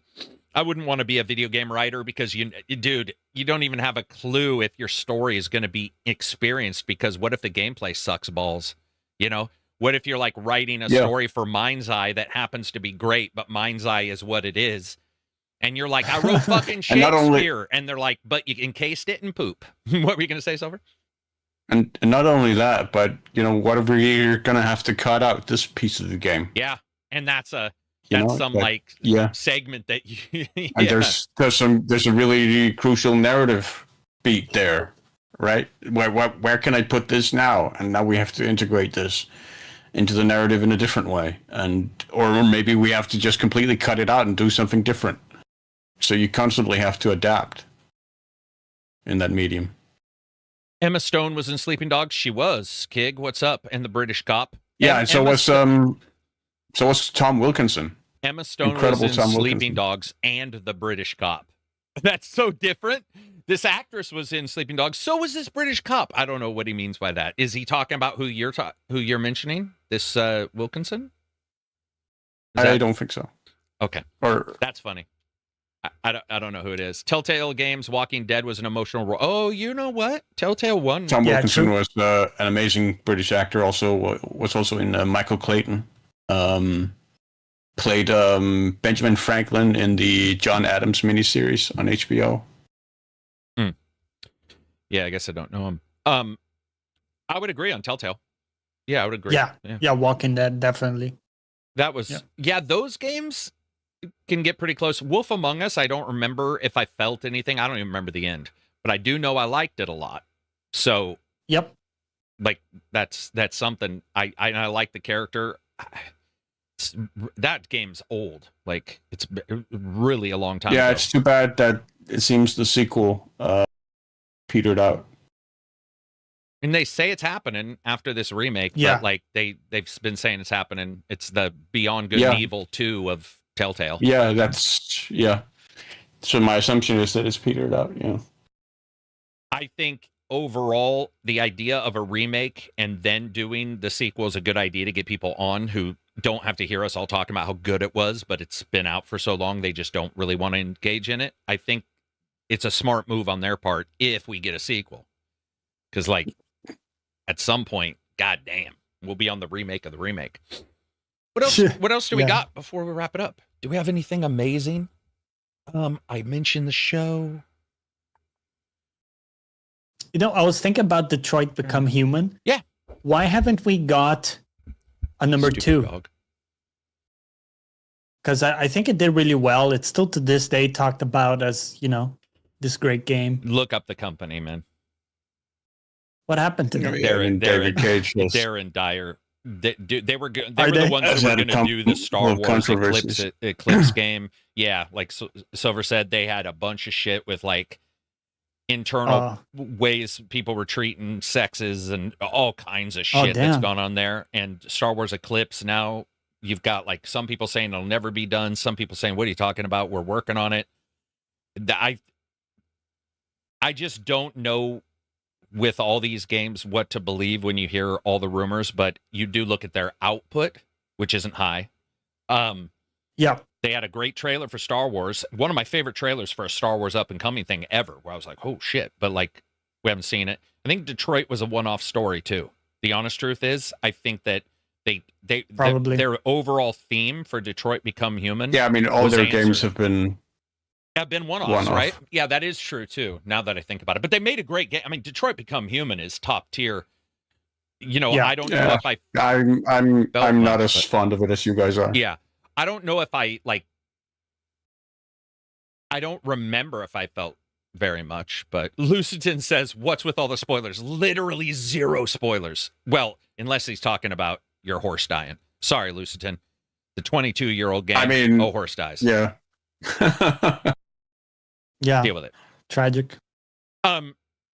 It's not like that one time. Was it with Hamzy or with Johnny where we were talking about something? It was Johnny. I can't remember what game it was, but he was like, I won't spoil it. I'm like, okay, and then proceeded. We spoiled it like in the next sentence. That was amazing. Only one time. That was amazing. I hate to tell you this as well, Luciton, but Romeo and Juliet doesn't have a happy ending. No, Romeo and Juliet, by the way, or Hamlet. Like, I remember Sons of Anarchy that he had been very clear. He's like, this is basically a biker's Hamlet, which then to me, regardless if you like the show or not, I sort of was like, I know where this is going. apparently not a lot of people read the classics because no one else was prepared around me. And they were like, what the fuck is happening in the show? And I was like, dude, he said it was Hamlet. Like, there's multiple things about it. There's multiple, like, overlap. You could say, and I'm sure some people I've seen think with too a much happy stuff. ending was Lion King. Yeah. Dude, like, can we also admit that almost every cartoon has to have that cry, that, I don't know, sort of cheap, but that really sad moment. Like, it feels like every cartoon now has with the dad movie, the rite of passage, like, you know. Well, certainly the staple people. American family-oriented animated film does. True. Yeah. But like even Toy Story, you know, like except Toy Story gets pretty diabolical. I think what was it, not this last one, but the Sid kid, and the Sid kid is Sid kid. That kid was like that kid scared shit out of me. I used to melt my G.I. Joe guys and give them like, you know, like a battle wound, but I would be the kid who at 3:00 in the morning would wake up to piss and remember I left him out in the rain and would put shoes on. Because, like, when I was a little kid, I was like, those guys were real. Go get him. Yeah. Fuck yeah. Dude, fuck yeah. Every transfer, they were picked up. Never leave a man behind. Never. Yeah. Dude, I got my Cobra hiss, and anybody else would have been like, but he's a bad guy. He's a Cobra. I'm like, dude, you don't leave him out in the rain, man. These guys, you know, catch cold, whatever. But that kid was scary. He was gluing the fucking doll head on the robotic, the constructs and shit, and it's like a spider with a... I was like, that kid's fucking gone. He's 100% killing people when he grows up. He is for sure a shooter. Yeah. Right? Yeah. There's that kid scared the fuck. Or he's working at the Pentagon, like building bombs. He's building bombs. Yeah. He's building drones. He's like just no emotion at all. He's like, nah, that's not even a person, man. It's just an outline. You can blow that up. Yeah, man. But all of them. Up had, you know, really sad point. I thought Lion King was actually just sad overall. Bambi, man, when I grew up and I saw Bambi, I fucking hated that. Man, I hated that cartoon, man. I don't. Well, a lot of those stories give me anxiety because it's happening. Well, assuming you don't already know what's going to happen, but yet you expect it because you see that, you know, that one person is what's holding them in their current environment, and you know they have to go beyond their environment for the story to take place. And the only way they'll do that is conflict that's happened. Is it? Yes. Yeah. So like Horizon Zero Dawn, you know, from the start, you know, like something's gonna happen to shake up. Let's say the living situation, which right? is your uncle or dad or whatever. It's dad. And then you're already like, you know, you have that feeling like, man, absolutely I'm just agreed. Yeah. Dude, that's so true. And because cartoons do skew young, not as much anymore, and they certainly didn't when they started, but I'm talking more your typical middle line cartoons. If they're showing a kid, like even like they'll just have a parent die, or they'll, you know, something, and you're just like, dude, seriously, man. I liked Cars because I loved Cars. One of my friends told me about Cars. He was like, dude, this is actually a really good cartoon. I was like, I mean, I like Cars, but it just didn't. Doc Hollywood with Cars, basically. Yeah, I was like, this just doesn't seem like for me. And I would say genuinely, that one, I don't remember a sad part. It was more about the power of self and all that. I really liked Cars, but some of them I've watched and been like, God damn, this is a downer, man. I don't know why the fuck. All Dogs Go to Heaven. Spoiler. It's fucking in the name. Like, what the fuck are you doing? Like, dude, fuck you with that shit. Watership Down, Rats and Nim, or Secret of Nim. I can't remember which one. Dude, I knew what was going to happen. Bisbee, she's got Death of Nicodemus. Death of Nicodemus, but also the fucking squirrel who likes her, who is like the courageous squirrel, and the bad guy stabs him in the back. Right. I'm like, fuck you, bad guy, rat. I mean, you know he's a rat, and you know the guy's probably not going to live just the way. But, like, here's counting... Justin is his name, right? The Valiant one. The Valiant one. I remember counting the spouses in a show and going, there's not enough mice for her to have another husband. Now, I know that's weird for a young kid to think, but I remember when he died, I had seen the population, and I was like, she's going to be alone for fucking ever, and this is a happy ending? It's like, let the kid die, because it's a fucking terrible place. Just let the kid die. Be like, Rats. I would have that show be 1 minute long. Because I'd be like, dude, why are we bringing this kid up? There's nobody here anymore. I see in a lot of shows, I'll start to pick that stuff apart and I'll be like, oh man, they say it's a happy ending, but bittersweet, right? Is the story. But bittersweet can fuck off. I hate bittersweet.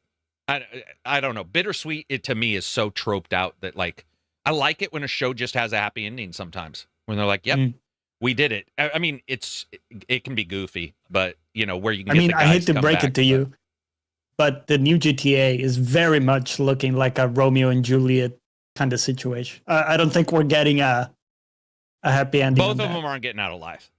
I still, just from what I've been seeing, we can all guess on this, but what I've been seeing, it certainly looks like with all the police stuff involved and like her talking to that counselor, it just looks like she's going to betray him or something's going to happen. I mean, maybe they die both in a hail of bullets, which like a Bonnie and Clyde. Plot twist. They pay off all their debts. They put some money into the S&P. They watch a lot lot of podcasts and they figure shit out. It's all hot coffee. Yeah. It's all the hot coffee mod after that. You're just banging. Yeah. You're just A, B, B, A, B, B, A, B, B, A, just fucking banging the entire time. You have to control your hips forever with the triggers. So if you push this trigger down, his right hip is too thrusty. You have to like get it just right, just banging. Dude, I'd sort of be okay with that. I mean, I would sort of be okay. For a moment, but I guess we kind of expect a big tragedy, you know. With GTA, okay, wait a minute. It's been a long time since I played GTA 4. Nico lives, right? Yes. In a shit world, but so he lives. Okay, so obviously LA Noire, we know how that worked. GTA San Andreas, CJ lives. Right? Yes. Okay. Right. Yeah. Yep. I can't remember anything about Vice City. I can't even remember the main character. Tommy lives. Tommy lives. Tommy. Okay. Yeah, I mean, and Claude lives in GTA 3 as well. In GTA 3. Okay, so in Red Dead's, you've got Death. In LA Noire, you've got Death. In Bully, supposedly that kid is in what's the other game they did?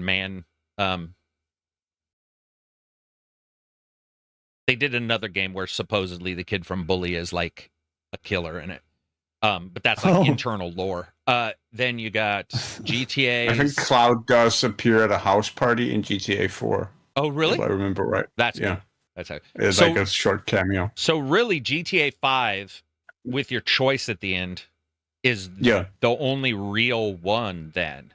Oh, no. Yeah, no, because Lost in the Damned, they both live until 5, and then shit goes wrong real quick. Ballad of Gay Tony, I don't remember anything about that story. So really only... both Louise and Tony survive. Okay. So I take it back. Ballad of Gay Tony. Okay, maybe we're in good shape. Maybe we're in good shape. Looking at it wrong. GTA 4, you had to choose if your girlfriend dies or your cousin. You know what's interesting about that? I will say they've definitely given like the last couple of narratives they've produced have leaned toward the tragedy. Yeah. For sure. Yeah, I was gonna say most people I know don't know that your cousin can't die. It's also standard for the genre in general. Like the crime epics, they don't tend to end well for the protagonist. Yeah. What were you saying? Your cousin can't die. Oh yeah, in GTA 4, we were talking about the ending to that a couple weeks ago, and I asked the same question. I was like, "Yeah, it's been so long. Does he live?" And they were like, "Yeah, but his cousin dies." And then Mick Gettrick is saying, in GTA 4, you could choose if your girlfriend dies or your cousin. And it probably indicates how many people disliked his cousin. Because nobody in the multiple chats has ever once, a single time told me that there was a choice. And I didn't even remember. It's been years since I played that game. And I liked it, but I wasn't there is no choice. Yeah. You know. Yeah, so that's crazy. If there is a choice, I'm not saying he's lying. I'm saying he's probably right. The people that I know didn't feel there was a choice, that it was so one-sided that in their brains, they were like... Roman is one of my favorite characters they've ever made. I mean, one of my favorite scenes in GTA 4 is from Lost and Damned, when, as Johnny Clappets, you kidnap Roman. Yep. Lost in the Damned. And to the location to deliver him to Bulgarin. Lost in the Damned is criminally, not criminally. It was a DLC or whatever, an expansion.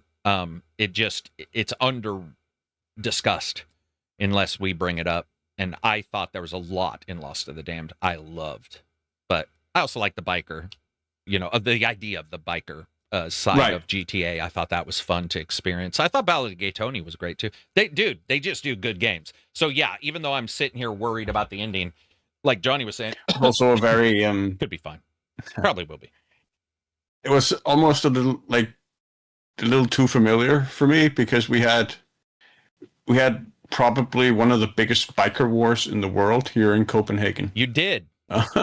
You did. I just watched a documentary where they were talking about that between Bandidos and Hell's Angels, the Bandidos actually managed to raid an arsenal in, I think it was Sweden, and they managed to make off with rocket launchers, like Swedish Carl Gustaf rocket launchers.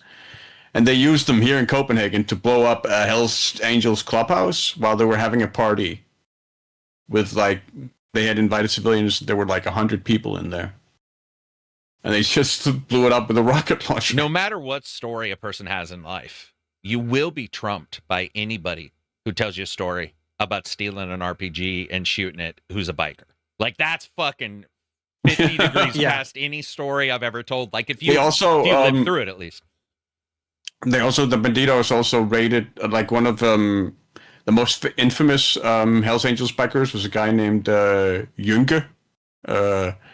He was in prison for gunning down the Bandidos' leader at the time in the mid-'80s, nicknamed the Mackerel, and he shot him 50 times with an Uzi. Yeah. Submachine gun. And he was in prison, and they basically they broke into the prison, tried to shoot him, he closed the door, the door was armored, they tried to shoot the door with machine guns, couldn't get penetrated, and then they tried to blow it up with hand grenades, and then they ran away.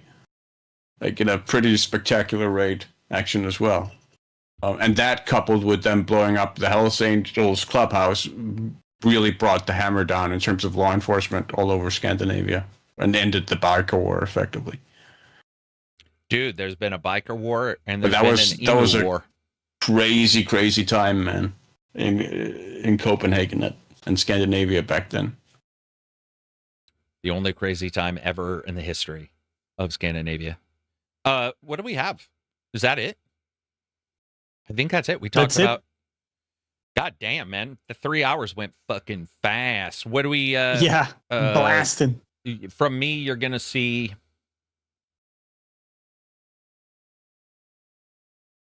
I think I have some code for something. I can't remember. It has been quiet. I did say at the end of the review, just because we had both dogs pass away, we put them down.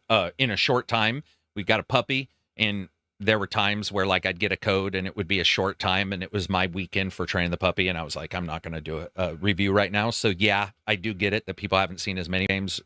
Halo's coming out at the end of this month. Alters DLC is coming out.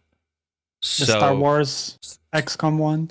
Jesus, is Star Wars XCOM? No. I think you and I Isn't did it this. The end of this? I think you and I did this last time, and we found out it was a month away.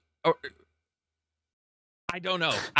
I'm checking. I feel like I got you make me fucking nervous, Johnny, because then it makes me think I didn't request a game. God damn it, you're right. August 27th. Fucking knew it. God damn knew it. Dude, you do that to me, and I feel like a life gauge that's down here, and you say it, and I go from instantly normal to fucking. I start second guessing everything. Oh, dude, I do. I'm like, how did I miss that shit again? But anyway, yeah, you'll see some stuff. Then we are still doing guests. You guys know it. I just am not a massive fan, but I'm a massive fan of certain people.